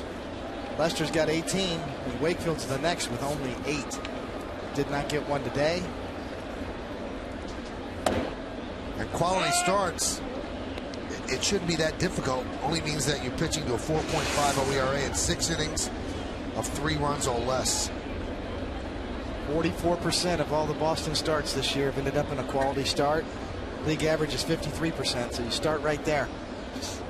A starting pitcher to keep you in the game. David mentioned earlier that Wakefield said that this is going to be his last year. You think he's sitting there on the bench thinking that could be it, David? Well, you know, I think first and foremost, I think he's thinking about, you know, what happened today. They really needed a big start. They needed a win. But undoubtedly, you have to start thinking about that. And then again, almost right from the beginning, things started to go wrong with the 2 bunts, the error, the pass ball, the stolen bases. Yankees with 2 runs on 2 hits in the first inning. Had a great career. Yeah. A great teammate, Tim Wakefield. Been willing to play any role throughout his career. Middle relief, start. He's even close in games. Be all you can ask from a teammate right there.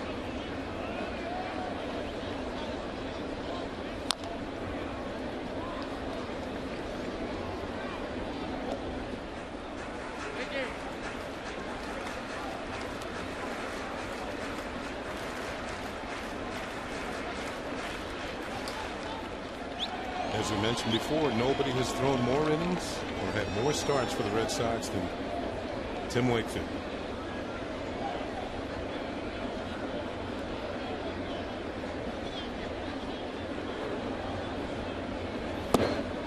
Pitch inside.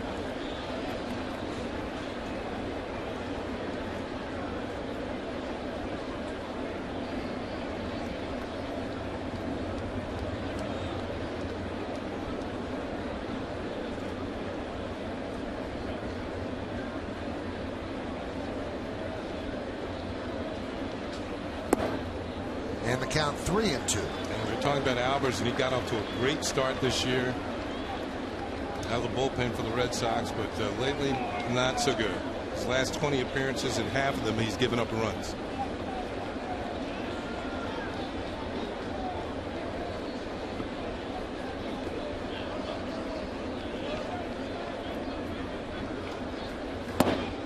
And Andrew Jones works the walk.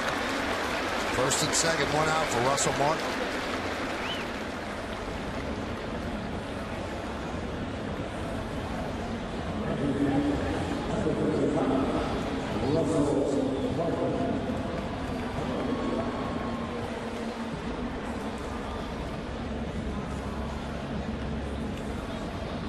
So Saltalamacchia goes out and talks with Albers. When the Yankees won yesterday, it was significant for this reason. It was the first time this year that the Yankees had beaten the Red Sox here at the stadium. They were 0-6 going into yesterday's game. Now they're trying to make it 2-6 after yesterday's win and leading right now.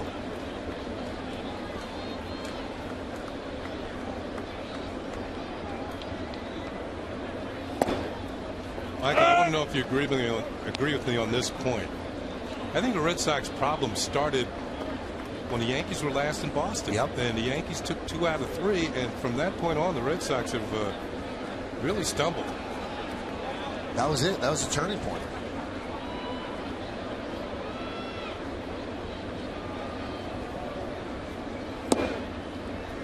I mean, I'm not saying that their pitching would not have collapsed anyway, but that seems to be the line of demarcation. Things were going well for the Red Sox until that point. September 1st.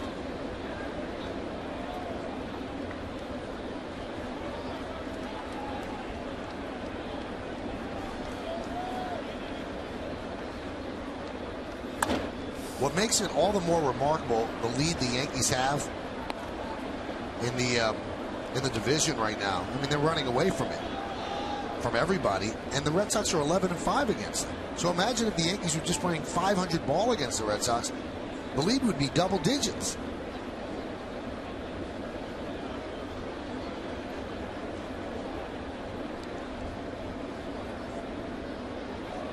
There's not much you can do as a manager when your team falls behind. 2 runs in the bottom of the first, another 2 in the third. Seems like every time throughout this tough stretch that Terry Francona's had to look up at the board and see his team down by multiple runs.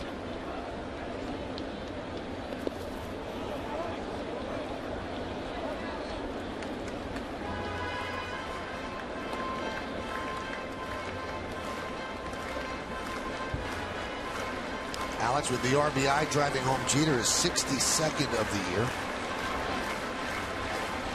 But his swing's still not where he wants it to be. That's why he'll be playing in some of those games in St. Pete. He needs to get his swing down, because he's 3 for his last 17. He showed me something on that at bat though against Wakefield. First swing was a healthy swing, a home run type swing, but when he got the count to 2 strikes, then he's cut down his swing and hit the ball the other way just to try and get Jeter over, and he got a bonus out of it. He got a base hit because Pedroia was drawn all the way over towards the bag to hold Jeter on, thinking that A-Rod was trying to pull. I thought that was a real good piece of hitting by Alex Rodriguez.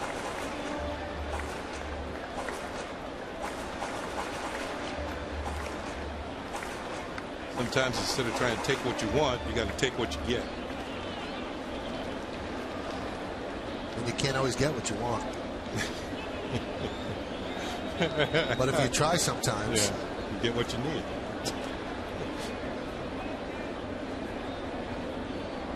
The 2-2, swing and a miss. Russell Martin strikes out. There have been some big-time collapses in Major League history. The biggest one it was recent, the 2007 Mets. They led the Phillies by 7 games with 17 games remaining, and it all went away. 95 Angels, 78 Red Sox, we know about that one. Led the Yankees by 9 on August 13th. 69 Cubs blew it to the Mets. 64 Phillies, that one's famous. And the 1951 Dodgers, another famous one. They led the Giants by 13 on August 11th. This season, the Red Sox led the Rays by 9 on September 2nd.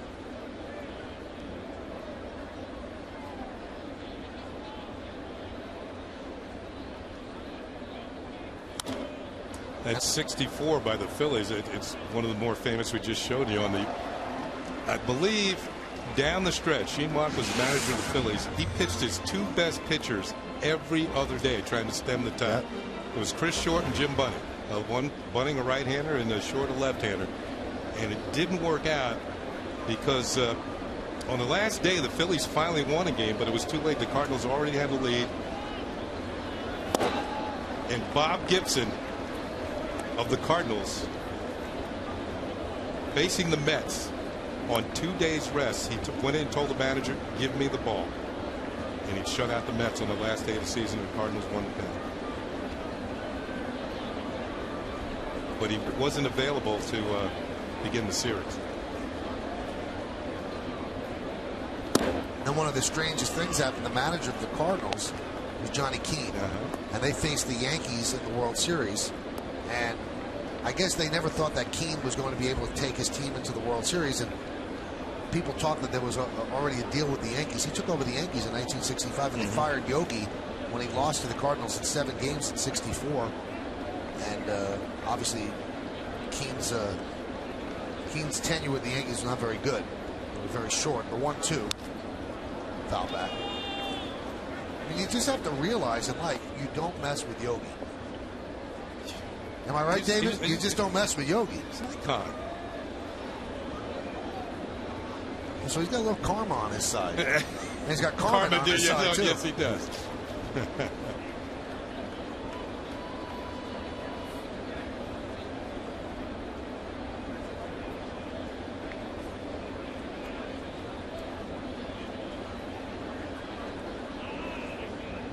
You never get me to say anything other than that about Yogi, that's for sure. Yeah.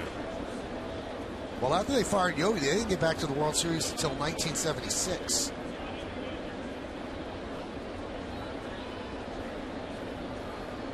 Something going on here with the signs. Albers and Saltalamacchia can't get together. 1 ball, 2 strikes, and 2 outs.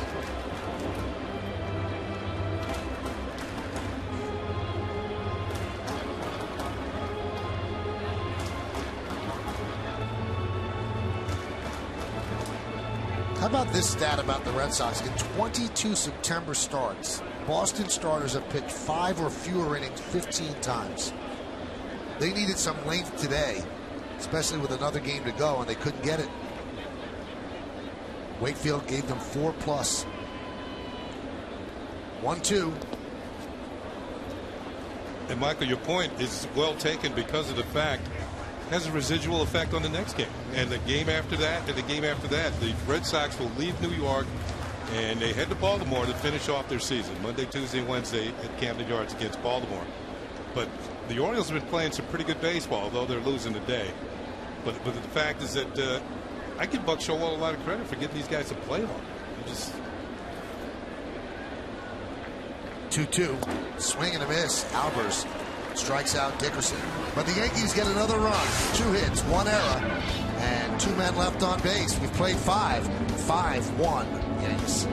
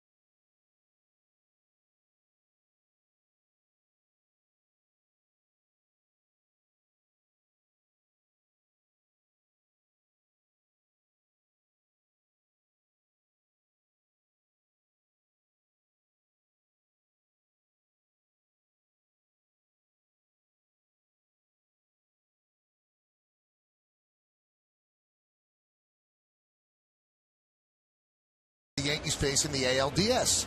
You've been texting us at 58772, and here is how you voted. 39% want to meet the Rangers, the team that knocked the Yankees out last year. Then 32% the Angels, and you don't want to face Justin Verlander. Pitch outside to Mike Aviles. No, the Yankees were 7-2 against the Rangers this year. They had the best record against the Rangers. Yeah, that's true. I think they were 4-5 against the Tigers. Laced into right field. Dickerson's right there, and Aviles is retired. You know, the interesting thing about facing the Tigers, you mentioned Verlander. The Yankees faced them twice during the regular season, and the Yankees won both games. They didn't necessarily beat him. They beat the bullpen, but that was very early in the season. In fact, opening day, he started here against the Yankees. And the difference now is that early in the season, sometimes managers, Jimmy Lane, will not let their starters, they haven't really built up their arm strength fully. Right. Now, if you get that sort of game now, guaranteed he stays in the ball game, stays in the game. There's Ellsbury. Leland made a very interesting statement this week. A lot of people raised their eyebrows. He said, under no circumstance will I pitch Verlander on 3 days rest in the postseason. He said, I just will not do it. And I told Joe Girardi that. He said, well, you got to believe what a guy says. He said, but sometimes your conviction changes if you're down 2 games to 1. So that means guys like Scherzer and Porcello and Fister have to do the job. That one's drilled deep to right field. There it goes. See ya. Another home run for Ellsbury. He's 3 for 3 with 2 home runs. He's the Red Sox offense. And the Yankees lead 5-2. All 3 hits against Burnett have come off the bat of Ellsbury. And there it is. There's a leadoff hitter with 100 runs batted in and 30 home runs. See where the glove is? Nowhere near. Didn't get it there. Well, the last home run, it was low and inside. This time he went upstairs and got it. Yeah, he's quick enough. He's having a tremendous season. Stolen bases, power, runs scored, runs batted in, defense and center.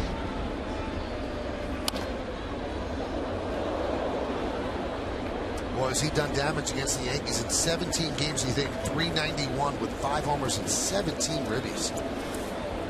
Now, earlier in the season, Gonzalez was the leading candidate. To me, Ellsbury has jumped ahead of him.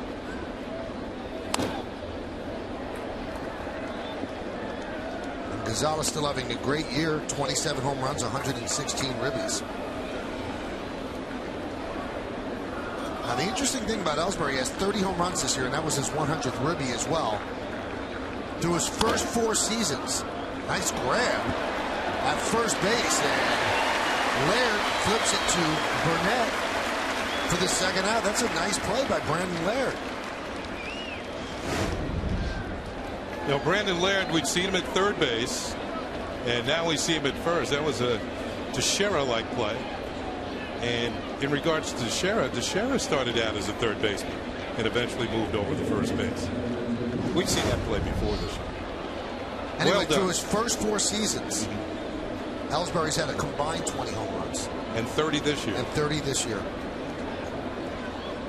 Here's Pedroia. You remember why they moved Teixeira to first? Yeah, he said his throwing wasn't that good. Also, they had Hank Blaylock. Yeah, that too. Yeah. So one of them had to move. Wasn't Palmero there too when he first got to Texas? Not sure. Or maybe he was in Baltimore. I think he might have been in Baltimore. Okay.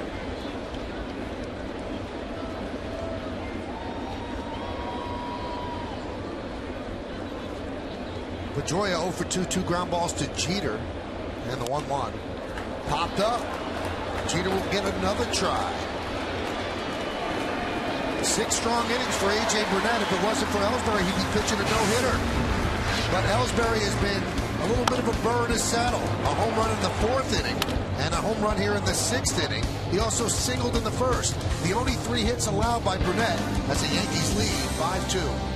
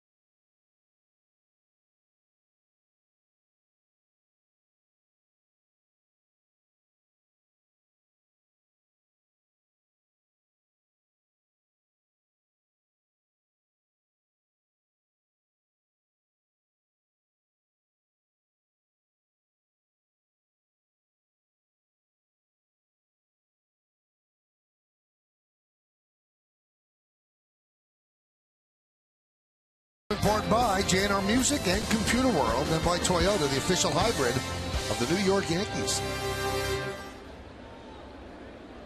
5-2 Yankees lead, bottom of the 6th inning. Brandon Laird will lead off against Matt Albers, who came on a relief of Tim Wakefield in the 5th. Now with the 30th home run by Ellsbury and his 38 stolen bases, he becomes the first 30-30 player in Red Sox history. Red Sox were never a team that ran a lot. They were a plodding, home run hitting team. And that's why they had that stretch of 86 years without winning a World Series, because they were a one-dimensional team that was really suited for Fenway Park.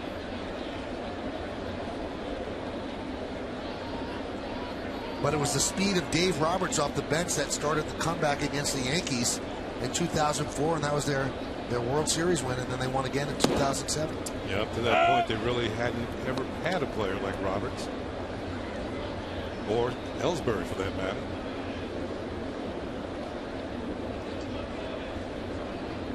That Tommy Harper, right? He could run. Yeah. But not a 30 home run guy. You know, Harp did have a 30-30 season, but it was with Seattle. It wasn't with the Red Sox.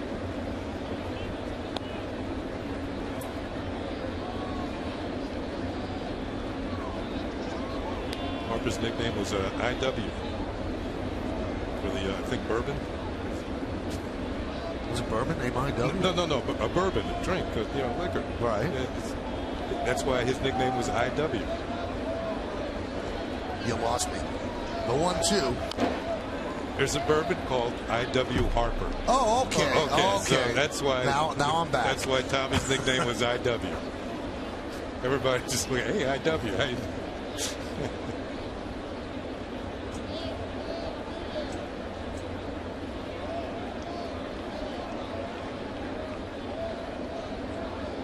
Harper had 54 stolen bases for the Red Sox in '73, but only 17 home runs that year. The 1-2. Punched up the middle, a base hit for Brandon Laird. Having a nice game. 1 for 2 with a walk, and nice play in the field. Well, that was not an easy pitch to hit. Show me I can swing. Watch this. It's down and away.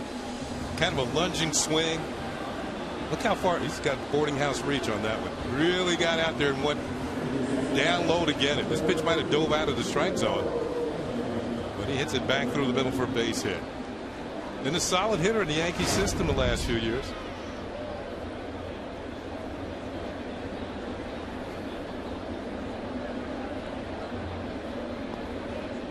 In fact, IW was a teammate of mine in Baltimore for a year or two. Good sense of humor. Bunted foul.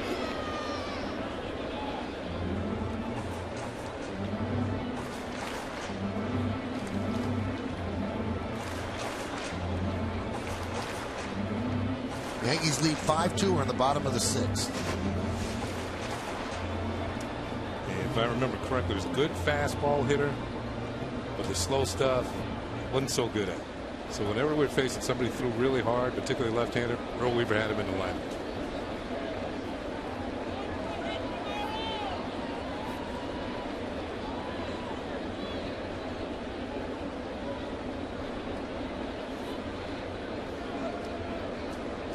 Brandon Laird with almost a micro lead on first, so kind of a mystery here to why Albers is paying such close attention.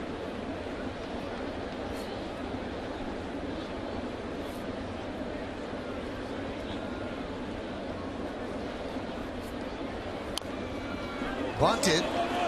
Gonzalez makes the play. The sacrifice successful. 3-4 as Laird moves to second. Let's check in with our very own Bob Lorenz. Tell me something, Bob.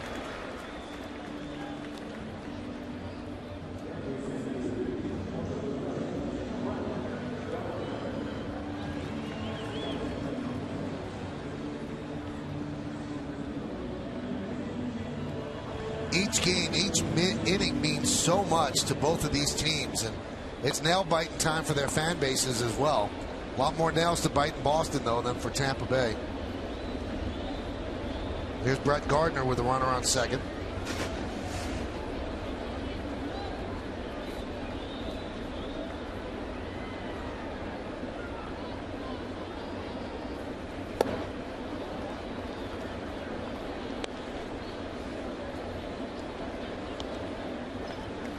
Cute story on ESPNNewYork.com this week where Brian Cashman admitted that he had dinner with Carl Crawford's agent just to drive the price up that the Red Sox had to pay for Crawford.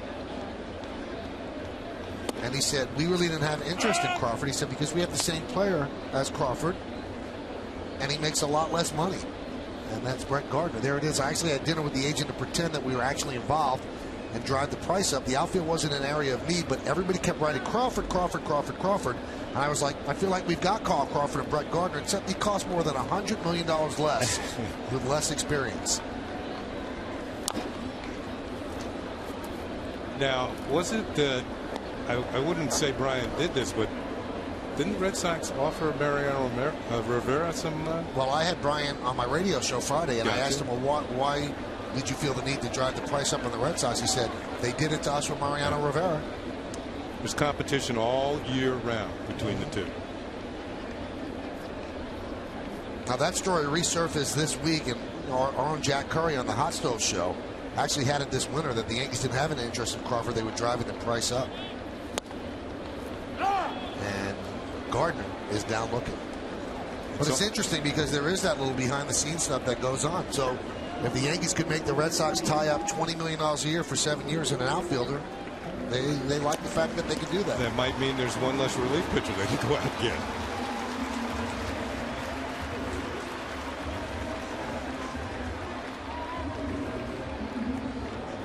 Well, here's Derek Jeter. He's 2 for 3, and he has an opportunity right here to go over 300. Yeah, I like to call these the key at bats, Coney. Going down the stretch of the season, sitting at 298, 299, 301, 300. Just a remarkable comeback for Derek Jeter, you know, and it just shows the human side of Derek.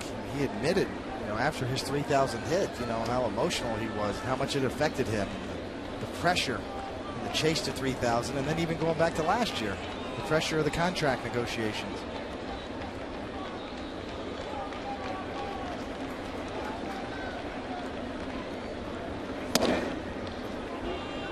And it shows you how everybody's all in the organization, because when Derek was on the DL and went down to Tampa, he asked Brian Cashman, can I work with Gary Denbo, who's been working with him since he was drafted.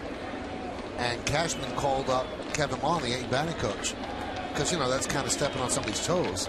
Kevin Long said, whatever can help Derek. If Gary can help Derek, I'm all for it.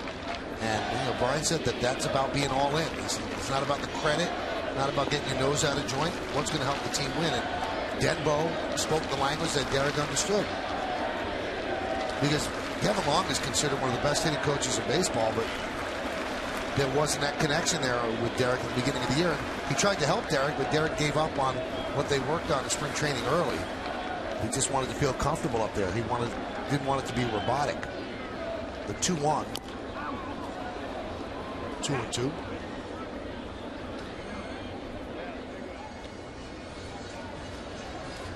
Joe Girardi said, I'm sorry that I didn't see the signs that it was wearing on him like this, the 3,000 hits.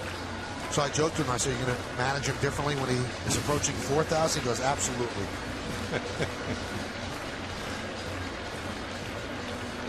And we joke, but you can never put anything past this guy. Yeah, but on an everyday basis now, he's approaching 4,000. That's right. Not within sniffing distance. Yeah, that's true.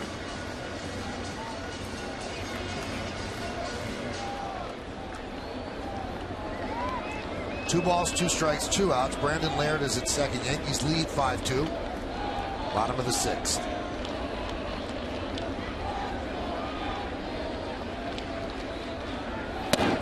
Just missed outside with the fastball. Count 3-2.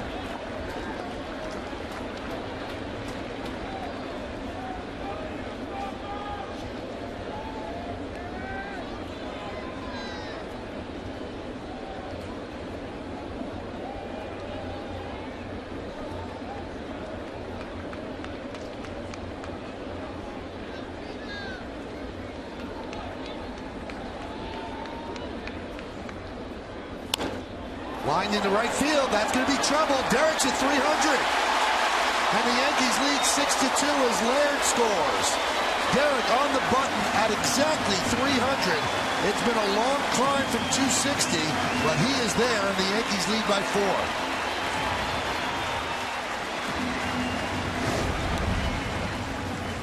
Kind of fights off this pitch. It was drifting back in on the hands, but it started out in the middle. You can see Derek once again. Get down, stay fair. It does. You're right, Michael, a long climb. And all that work paid off during the time that he was on the DL with the strained calf muscle. Kind of an inside-out swing, but how many times have we seen that? And the ground rule double into the seats in right field. And that knocks Albers out of the game, as they will now go to Scott Atchison to try to stop it right here at 6-2. So Terry Francona has been working over that gum, that tobacco, rubbing the baseball, and things are getting tight in Boston as Tampa Bay leads and Boston's trailing, and the captain's at 300.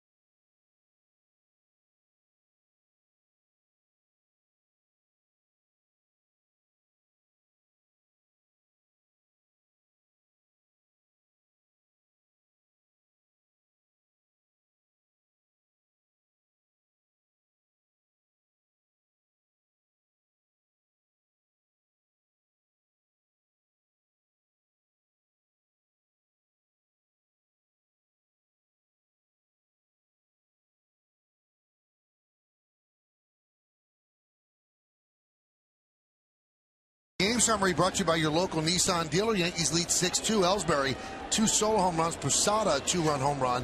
Jeter, 3 for 4, double a ribby, 2 runs scored. His 12th 3-hit game of the season, and he's at 300. Alex Rodriguez swings and lines one to right, and a beautiful play by Connor Jackson. 1 pitch and 1 out for Scott Atchison, and that will do it. But the Yankees get 1 run on 2 hits, no errors, and 1 man left on base. Nice piece of hitting by A-Rod, but a better job by Connor Jackson as we go to the 7th.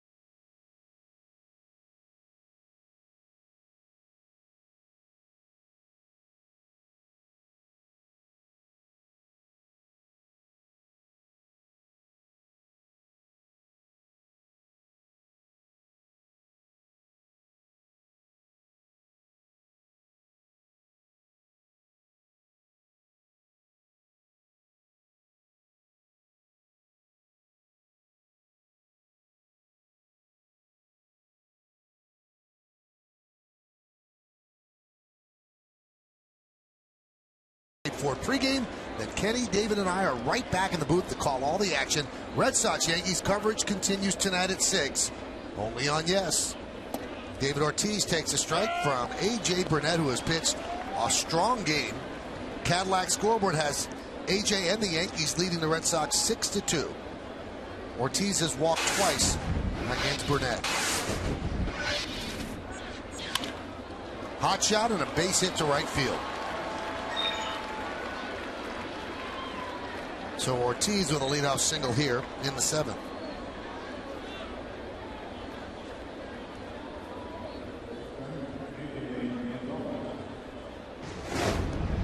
Yeah, unusual shift. See, Pena's way out in short right field, and Ortiz hits it where the average second baseman usually plays in the American League.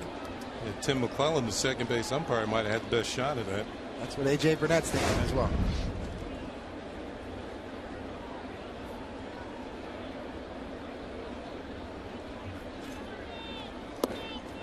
Ortiz now becomes the first Red Sox other than Ellsbury to have a hit off A.J. 1-0 on Adrian Gonzalez. Gonzalez 0 for 2. 4 for his last 31 against the Yankees. Oh, a nice play by Laird. There's one. Back to A.J. It's a double play. 3-6-1. Brandon Laird flashing the leather. Well, he has acquitted himself well. As you see, that ball just takes off. Almost hydroplanes on him. Nice backhand, good feed to Jeter, and A.J. Burnett where you're supposed to be. Not an easy play at all. Makes it look easy, though. Made the turn easy for Jeter, gave him a perfect throw about chest high, turns it over to A.J. Burnett, who's over at first. Pitcher doing his job. There's Connor Jackson.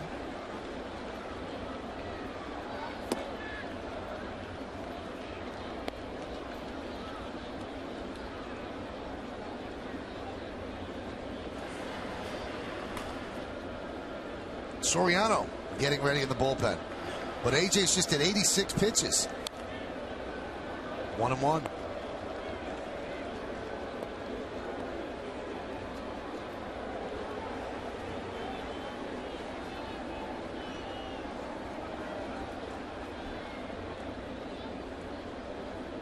(6-2) Yankees lead. And the pitch from Burnett. 1-2.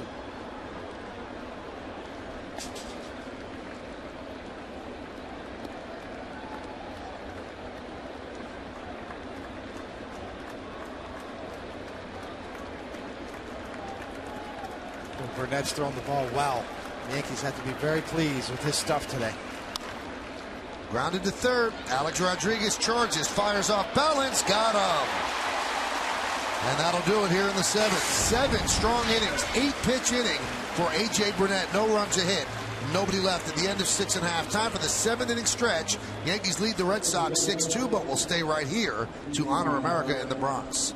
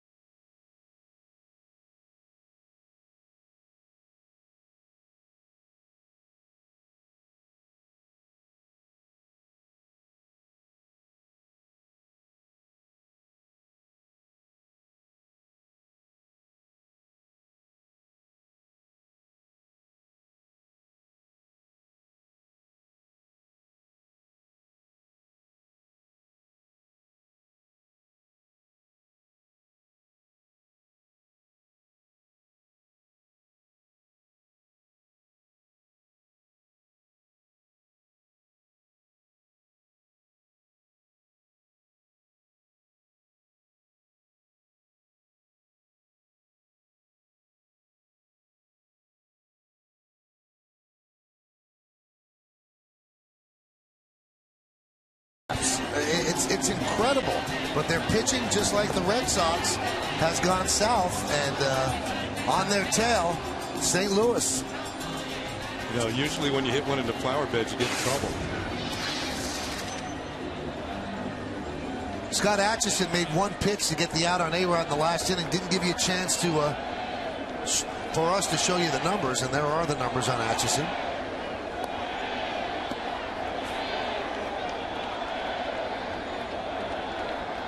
So Jorge Posada will lead it off. Batting cleanup today for the first time since the 2009 season. And it was against these same Red Sox on a Sunday, but a Sunday night. The low point for Posada. Cadillac scoreboard, Yankees lead 6-2. He was penciled in to bat 9th in the lineup, and he took himself out of the lineup. And that's not a moment of glory for him. Didn't distinguish himself by doing that. But he has climbed back from the abyss and certainly contributed.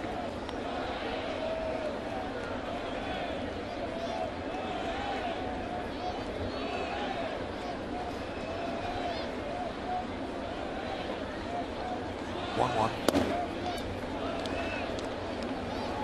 2-1.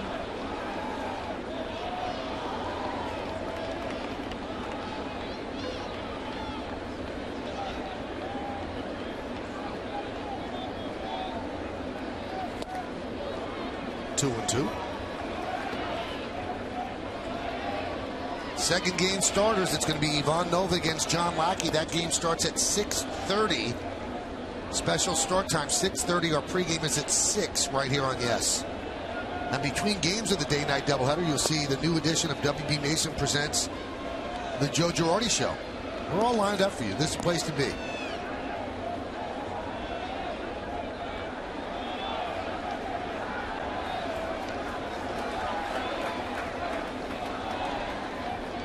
Three-two. Line drive and a base hit for Posada. 2 for 3 today. All right, let's get another update from our good buddy Bob Lorenz. Talk to us, Bob.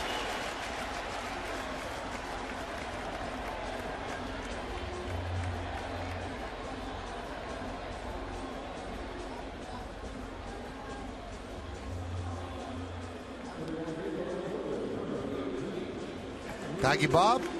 Cardinals trying to bounce back from that excruciatingly tough loss to the Mets a couple of days ago where they gave up 6 runs in the 9th inning. That'll do it for Posada. Eduardo Nunez comes in to pinch run for Posada. So Jorge had a very, very good day. 2-run home run, the single, a walk, and also flied out to left.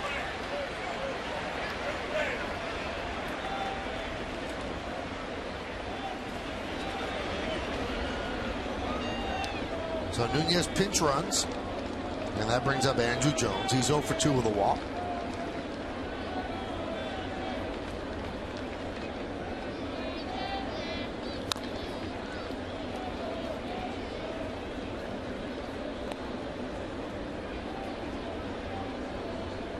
Looks down at Rob Thompson, see if anything's on. Andrew Jones is probably the guy who's been marginalized by Jesus Montero's great September so far. Looks like potentially it could be Posada and Montero in the DH role, platooning. At one point it might have been Andrew Jones from the right side. You see, but what works in Jones's favor is he can also play the outfield. Now, he might not be the Andrew Jones who was out in the outfield years ago with all the gold gloves, but doesn't really hurt himself out there. He makes the plays. Popped up. Dustin Pedroia makes the play, 1 out. Maybe he's not as capable of making this spectacular play like he used to. Hey, Yankee fans, 2012 season tickets are on sale right now. Now, you purchase the best available seats for the 2012 regular season, and you also secure the opportunity to purchase the same seats for the 2011 postseason. So come join us for the chase for 28th. For more information, visit Yankees.com or call 212-YANKEES.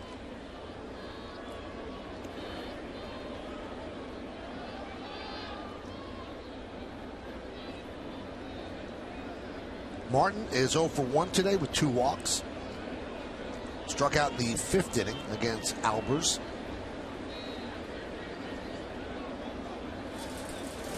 Yankees got 2 runs in the 1st inning, 2 bunt singles, Jeter and Gardner.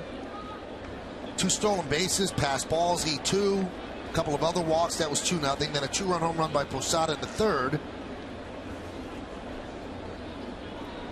RBI single by A-Rod in the fifth, scoring Jeter. RBI double by Jeter in the sixth, scoring Laird. And that's the Yankees' 6 runs. Let's see if they can turn 2 on this. There's 1, and there's 2, and that's the inning.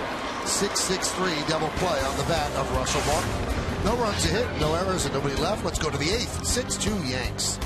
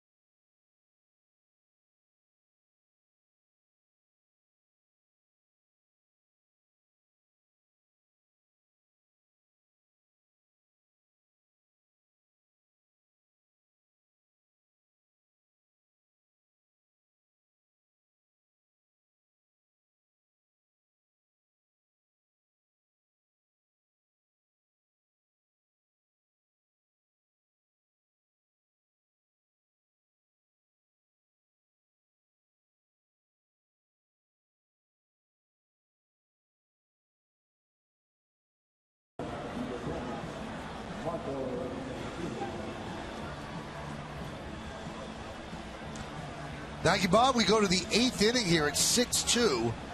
Yankees over the Red Sox. Greg Golson takes over in left field. And you know in Tampa Bay, they are watching this score intently up on the board as the Yankees are 6 outs away from keeping the Red Sox spiral going. Hyundai scoreboard 6-8-0, leading 2-4-2. It'll be the bottom third of the order against A.J. Burnett. And this arguably is, if not the best, but one of the best starts that A.J. Burnett's had this year. Pitch is high. Scudero's 0 for 2 against Burnett. A fly ball to right and a ground ball to second. This is the first time since July 29th that AJ has completed 7 innings.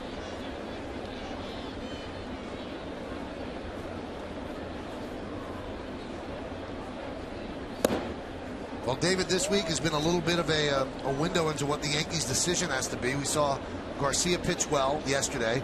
Bartolo Colon did not pitch well. We don't know about Phil Hughes with his back issue.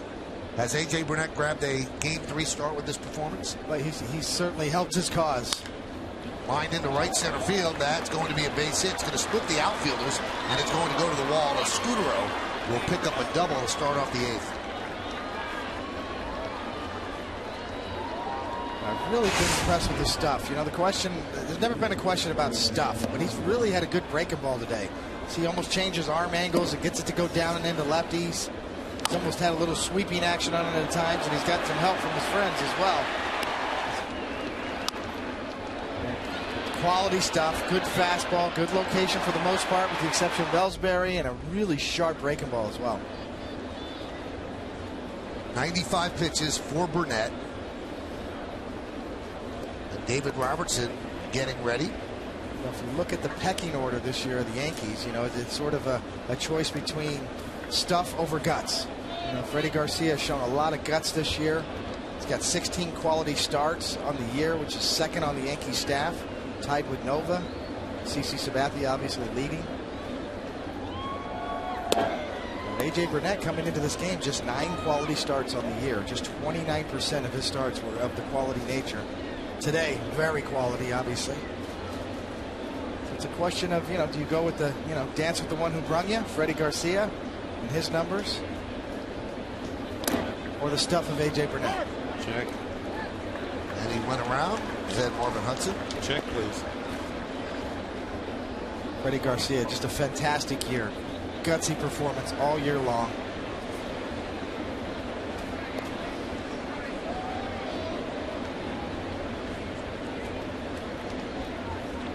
Well, we're assuming the choice is between Freddie Garcia and A.J. Burnett at this point, with Bartolo Colon kind of not helping his cause the other night. And Phil Hughes with obvious back issues.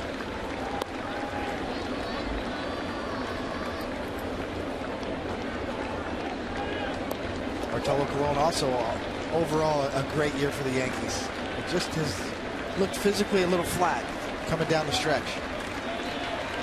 And has pitched well out of the bullpen too, so his stuff could translate to help the Yankees in the pennant in the postseason. 1-2.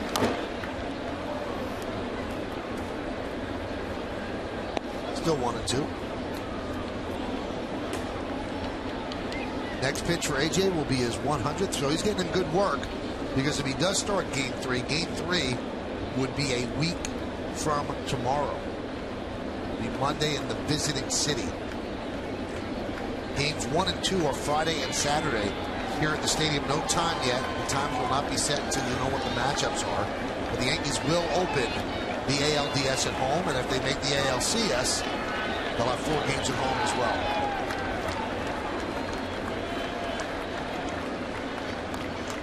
1-2. Swing and a miss. Big strikeout for Burnett. That's that curveball that David's been talking about. It's been very good one a day, particularly to the left-handed hitters. Saltalamacchia is going to start, but he's not going to finish it. Yeah, it looks like a fastball in the inside corner and disappears on the back leg. Once you commit, it's too late. Joe Girardi did a little dance. He was about to go up the steps to take out AJ, and he's decided to let him pitch to Michael Vilas. Hot foul.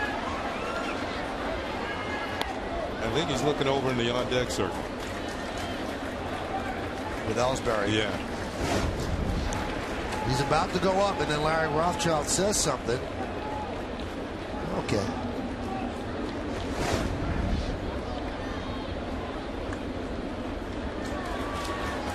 Runner goes from second, and Avila swings and fouls it back. Scudero would have made it. Sometimes as a hitter you can see that, and you just take the pitch. Avila's it was kind of a fastball up, might not have been a strike, and he swings at it. You can see the runner at second. He's going. It's obvious he's got a great jump, but he decided not to let the pitch go. It is kind of right there, so he swings at it, fouls it back. Didn't get it. So Scudero's great jump goes for naught as he has to go back to second base.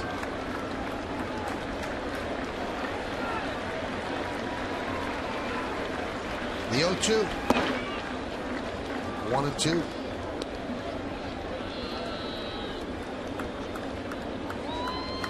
All game long, A.J. Burnett has had an excellent command of that curveball, and a good one right there on an 0-2 pitch. Perfect location.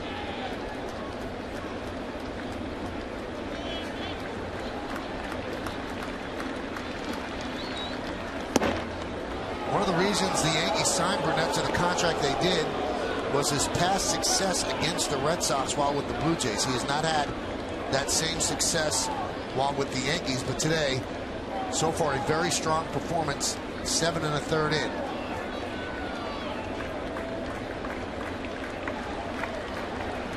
Two. Grounded foul.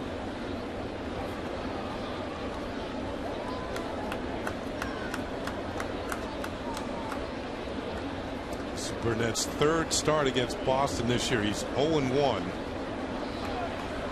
with a no decision. And no decision game. The Yankees actually won that game. And that was September 1st at Fenway Park. Michael said that might have been a turnaround for Boston. Yankees won 4-2. 2-2. Swing and a miss. He got him. Another big strikeout for Burnett, and that's going to do it, as they want to take him out before he has to face Ellsbury. So they're going to call on Robertson. Ellsbury with 3 hits against the Red Sox, 2 home runs. And AJ's going to get a big hand. Why don't you listen?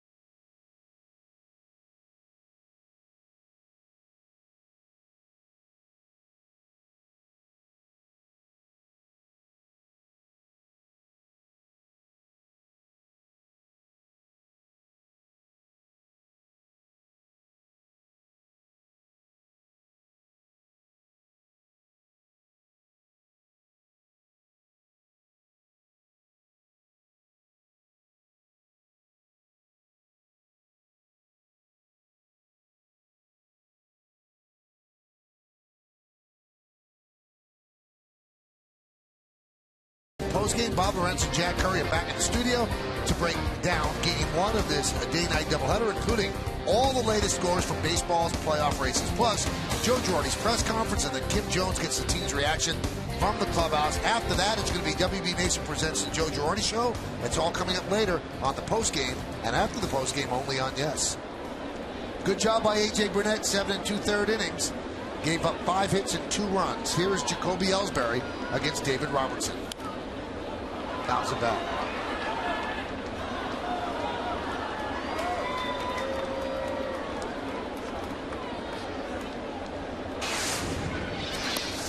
We marvel at these numbers all year long. The record, he's been at the right place at the right time for that record, but that ERA, 1.11 and 96 strikeouts, 64 2/3. The 0-1. 0-2. On top of that, he's unscored on in his last 10 appearances. 10 1/3 innings, 14 strikeouts, 0 ERA. He's going to get over 100 strikeouts this year. I would not be shocked either if he finishes in the top 10 in MVP. That's how important he's been to this team. Because you don't just vote for somebody to win. It's 1 through 10. And that's why. Yankees strike out the side as Robertson went with a changeup. The double to lead off the inning wasted. We go to the bottom of the 8th, 6-2 Yankees.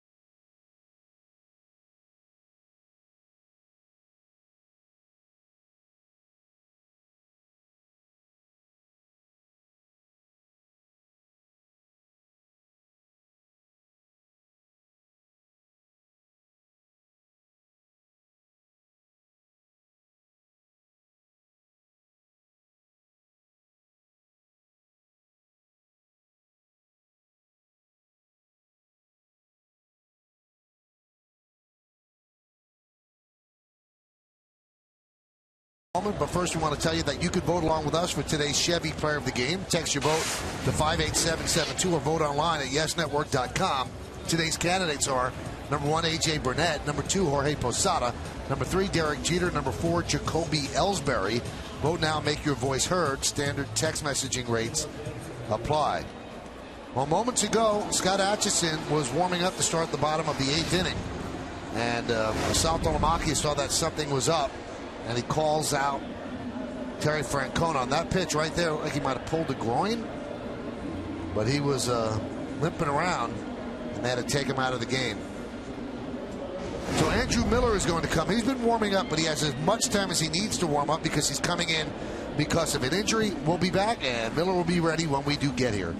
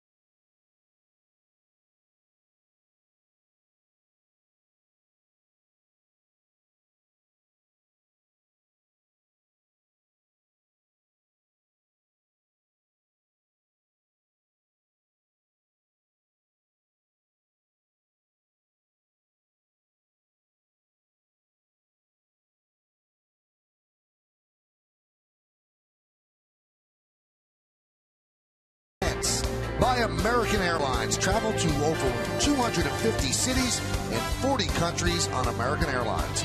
And by HP. Everybody on. Well, Scott Atchison was pitching for the 4th time in 5 days. Red Sox starters have just been awful. So the bullpen has been overused. I don't know if that contributed to the injury. You never know why these things happen, but Andrew Miller comes in now. They tried him as a starter. Now he's pitching out of the bullpen. 6-3, 5.63. But opponents hit .306 against him. So he is ready. He's been warming up previously. And it'll be Dickerson, Laird, and Pena here in the bottom of the 8th as the Yankees lead 6-2.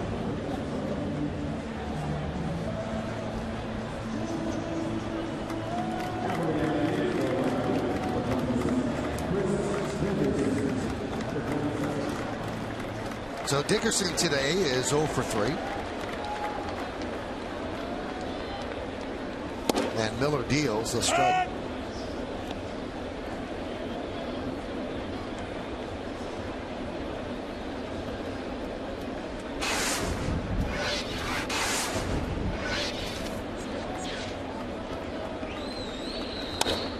Foul back, 0-2.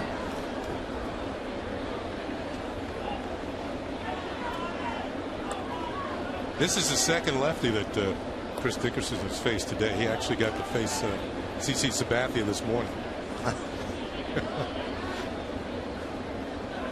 Andrew Miller, big hopes with the Tigers early in his career. First round draft pick, 6th overall. Reclamation project by the Red Sox. Somebody's always going to try if you're left-handed.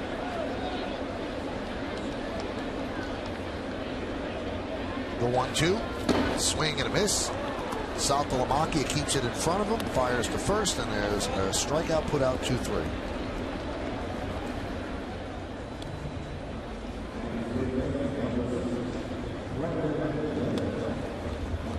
Now bring up Brandon Laird. Brandon grounded to third, walked in, singled to center, and scored.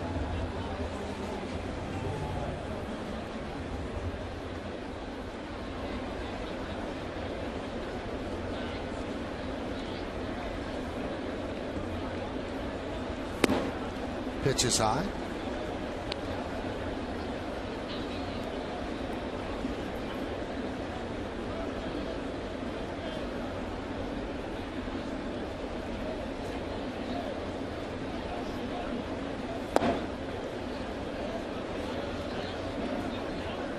Count 2-0. Yeah, excuse me, Michael. It's never been a question of stuff with Andrew Miller. 6'7", left-handed, throwing the ball in the mid-90s with a really sharp slider. It's just a question of control.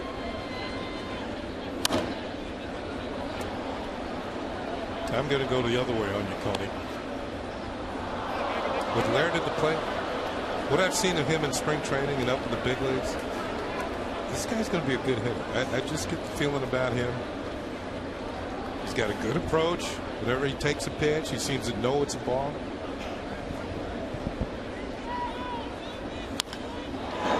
High fly ball, fairly deep center field. Going back is Ellsbury. He's there and makes the catch for the. That's what I'm talking about. He's got a good approach at the plate. That's out number 2 here in the bottom of the 8th inning. Obviously a good defender as well. Yeah. Highly touted his third base skills, playing first base as well. He's shown some of that leather this afternoon over at first base. Here's a look at the swing. Pitch is kind of up. Maybe got underneath it a bit, but still gave it a ride almost to the warning track and straight away center field. And that'll leave it up to Ramiro Pena here with 2 outs in the bottom of the 8th inning. Nobody on for the Yankees. They lead 6-2. And the first pitch from Miller is downstairs for a ball.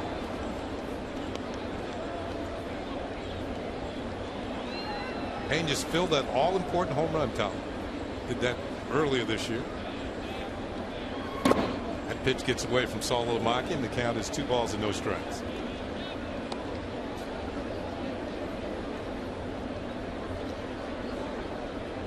Pena also a guy whose role's been marginalized by Nunez. It's so impressive this year, his all-around game.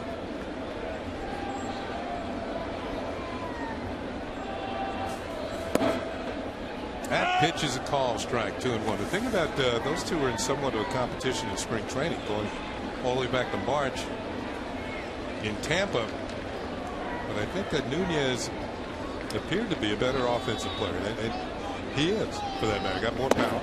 That pitch is strike 2.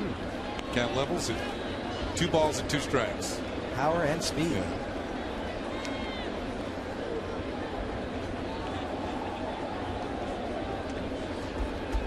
Pena consequently has spent more of the time in the minor leagues this year. There's the 2-2 pitch, and he fouls it at the plate. Count remains 2 balls and 2 strikes.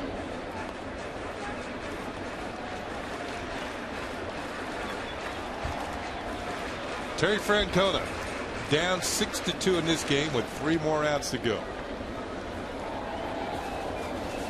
And he is not relaxed, believe me. Cano probably looking at a start in the second game. You can see the relaxation factor on both sides of the diamond. A little different. Outside for a ball, and counters run full on Pena.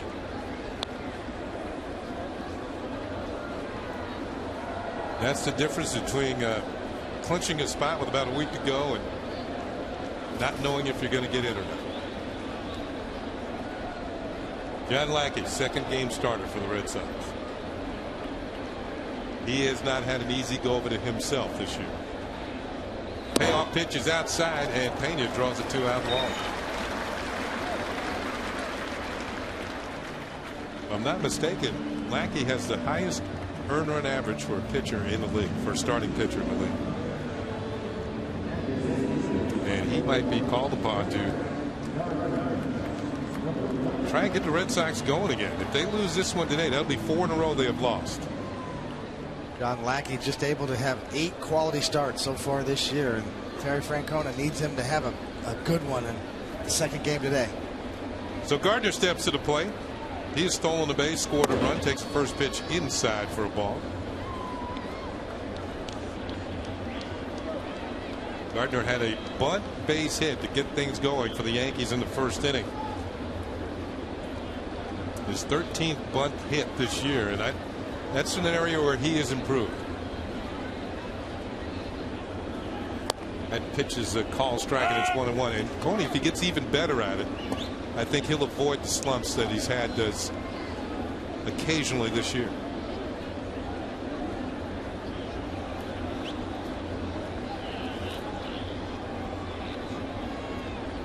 Pena leads off first. 1-1 count on Gardner.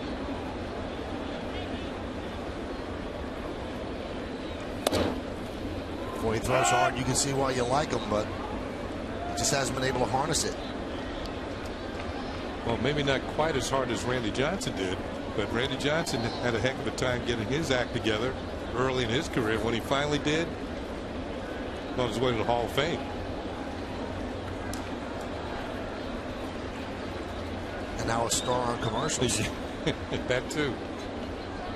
The 1-2 outside, 2-2. In fact, the Montreal Expos gave up on him and traded him to the Seattle Mariners for a half-season rental in Mark Langston. Michael Bowden up in the Red Sox bullpen. Might come on to face Jeter if they don't get Gardner. Off the hand of Miller. And right out to Pedroia, and you score that 1-4-3 and a throbbing hand by Andrew Miller. No runs, no hits, no errors, and one man left. We go to the 9th inning. Hot shot up the middle by Gardner is foiled by Miller, and the Red Sox have last legs coming up.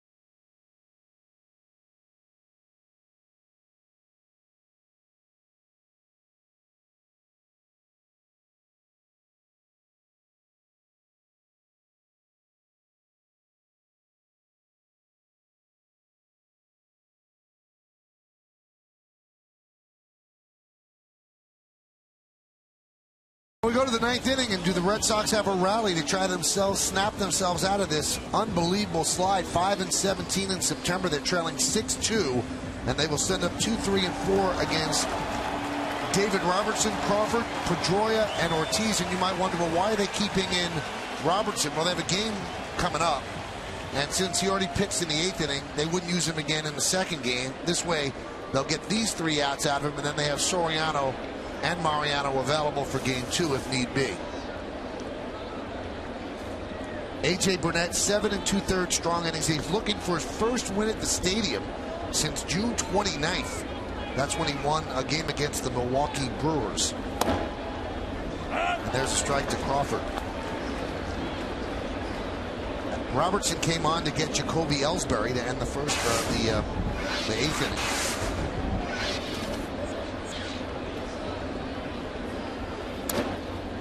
Count 0-2. And now the Red Sox have to depend on Lackey to go for a split. And Lackey, by the way, has the highest ERA for any Red Sox pitcher with 150 innings in franchise history. So it is a big start for him. The 0-2. Still 0-2.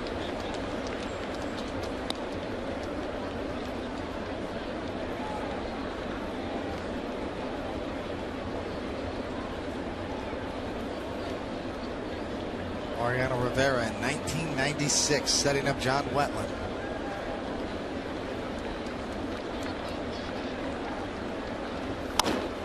High fly ball, right field. Dickerson is there.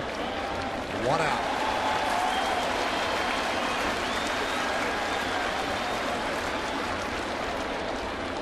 Red Sox 5-17 September, their worst September.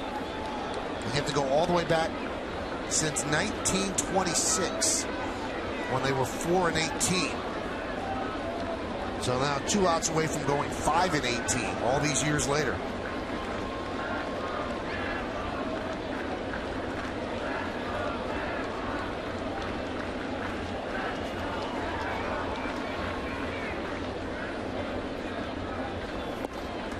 Not much a manager could do. I mean, you could try different lineups, and he did that by moving Crawford up to the number 2 spot. But you can't show too much change, because then that's a sense of panic that's passed on to the players. But as David Ortiz said about a week and a half ago, it's time to panic. Manager's job is to try and stay as positive as possible, too. Just to, even if you're fronting, you know, even if you're churning inside, which I'm sure Terry Francona is doing, you got to show a positive face for your players on the bench. Show them that you have faith in them to get the job done.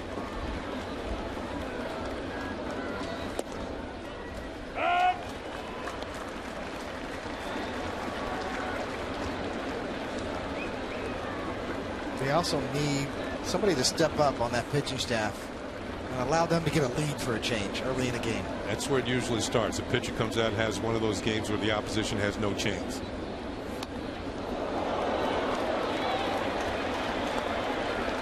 But unfortunately for the Red Sox, they haven't found that here in September.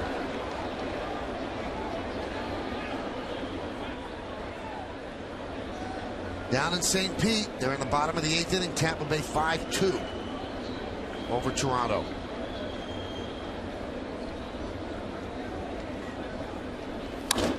Lined into center field, and Pedroia with a single.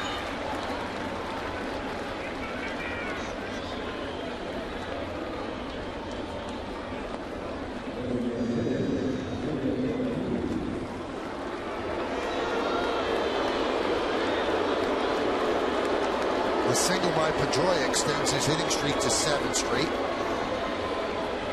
And the boozer for David Ortiz. David's still sporting shades, and it's overcast and the lights are on here at the stadium.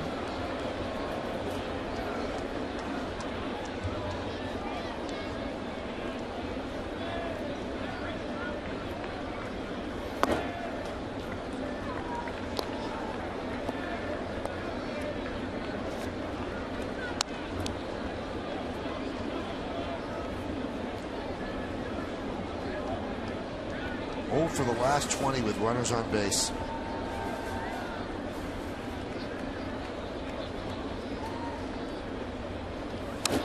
Foul back. Boy, the teams in the Beltway are certainly wreaking havoc on the pennant races. Bottom of the 8th inning, Washington leads Atlanta 3-0, and we told you Baltimore has been slapping everybody around. For those two teams who have struggled for most of the season, they played a big role in September. Nationals never lose anymore. Chin Ming Wang got a victory yesterday. Former Yankee. Off speed for a strike. 1-2. And he also got his first major league hit. And all of his troubles started on the base paths. Yeah, they did. In an interleague game against the Astros. 1-2. Grounded foul. The other game of concern on the National League, Chicago leads St. Louis 2-1 top of the 7th inning. And Bob and Jack and Kim, they'll have all of these scores, the latest scores you could possibly need on the postgame show, so please stick around for that.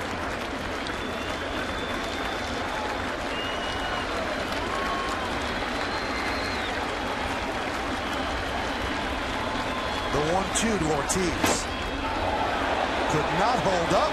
He strikes out. Ortiz down on strikes.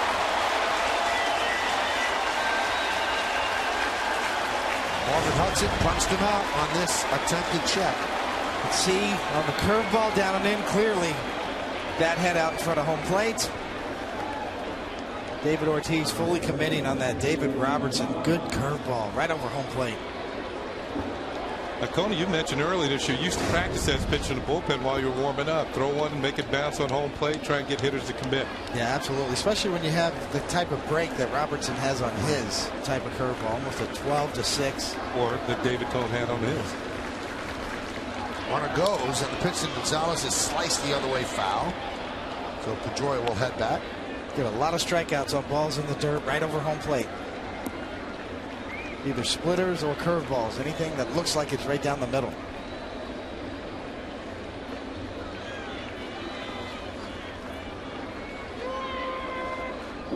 The key is getting it over the plate, though, because it looks like a strike.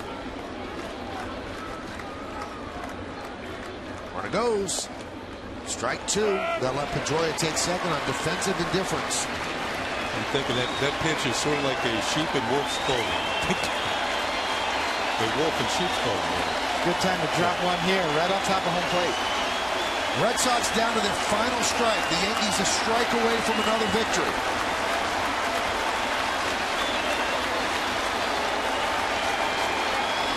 And the 0-2.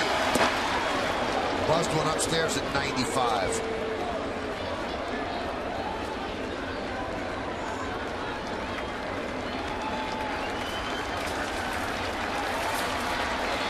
$49,541, 19th sellout of the year here at the stadium. Most of them standing. And the 1-2 pitch. 2-2.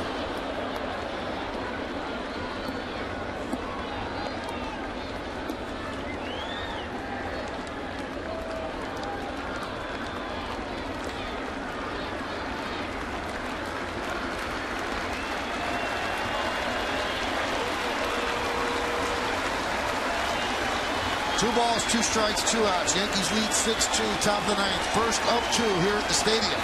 Second game starts at 6:30.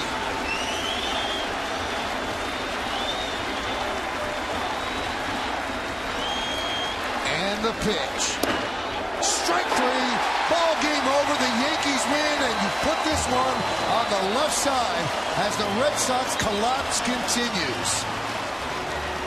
The Yankee relievers, really just David Robertson, he came on and he rings up 3 strikeouts. And the Yankees are now a season high 36 games over 500. And they've won their 4th straight home series. And they're on fire right now. The Red Sox, the complete opposite. Red Sox now pick up their 70th loss. The Yankees are 97-61. And you have to stick around for the postgame show to find out who's today's Chevy player of the game. Fastball on the knees, outside corner. David Robertson, the beat goes on. Multiple strikeout appearance once again. Not much you can say on the Red Sox side. What they're going through is hard to explain, and for them, it's hard to believe. And they'll be keeping an eye on that Tampa Bay-Toronto score down in St. Pete. Unbelievable. That's all you can say is unbelievable as the Yankees beat the Red Sox 6-2. A great performance by A.J. Burnett. Equally good by David Robertson.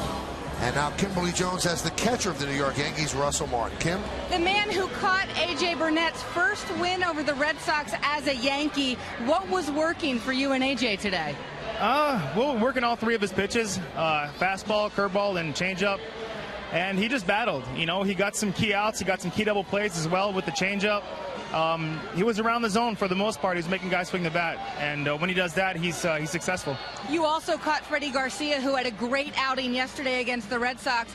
If it comes down to Garcia-Burnett for that Game 3 start in the divisional series, how hard are they making this decision with the way they pitched this weekend? Oh, definitely tough. It's a good problem to have, though, when you got two guys that are pitching well, battling for that spot. So we'll see what happens, but I'm confident with either guy out there. Are you guys enjoying making it very difficult for the Red Sox, who it now looks like Tampa could tie them today? Who knows what happens in Game 2, but it's not easy for them in this wild card race, that's for sure. Well, we're playing to win. And personally, yeah, I mean, I like giving a hard time to the Red Sox. They gave us a hard time this year. Now it's our turn. Russell, thank you. All right. Michael. Thank you, Kim. So that's the gentleman who said he hated the Red Sox, and so far he's happy. The Yankees have won the first 2 games of this 3-game set. There's another game to come. David Papelbon has had very little action in September, very few games to try and save. We'll be back.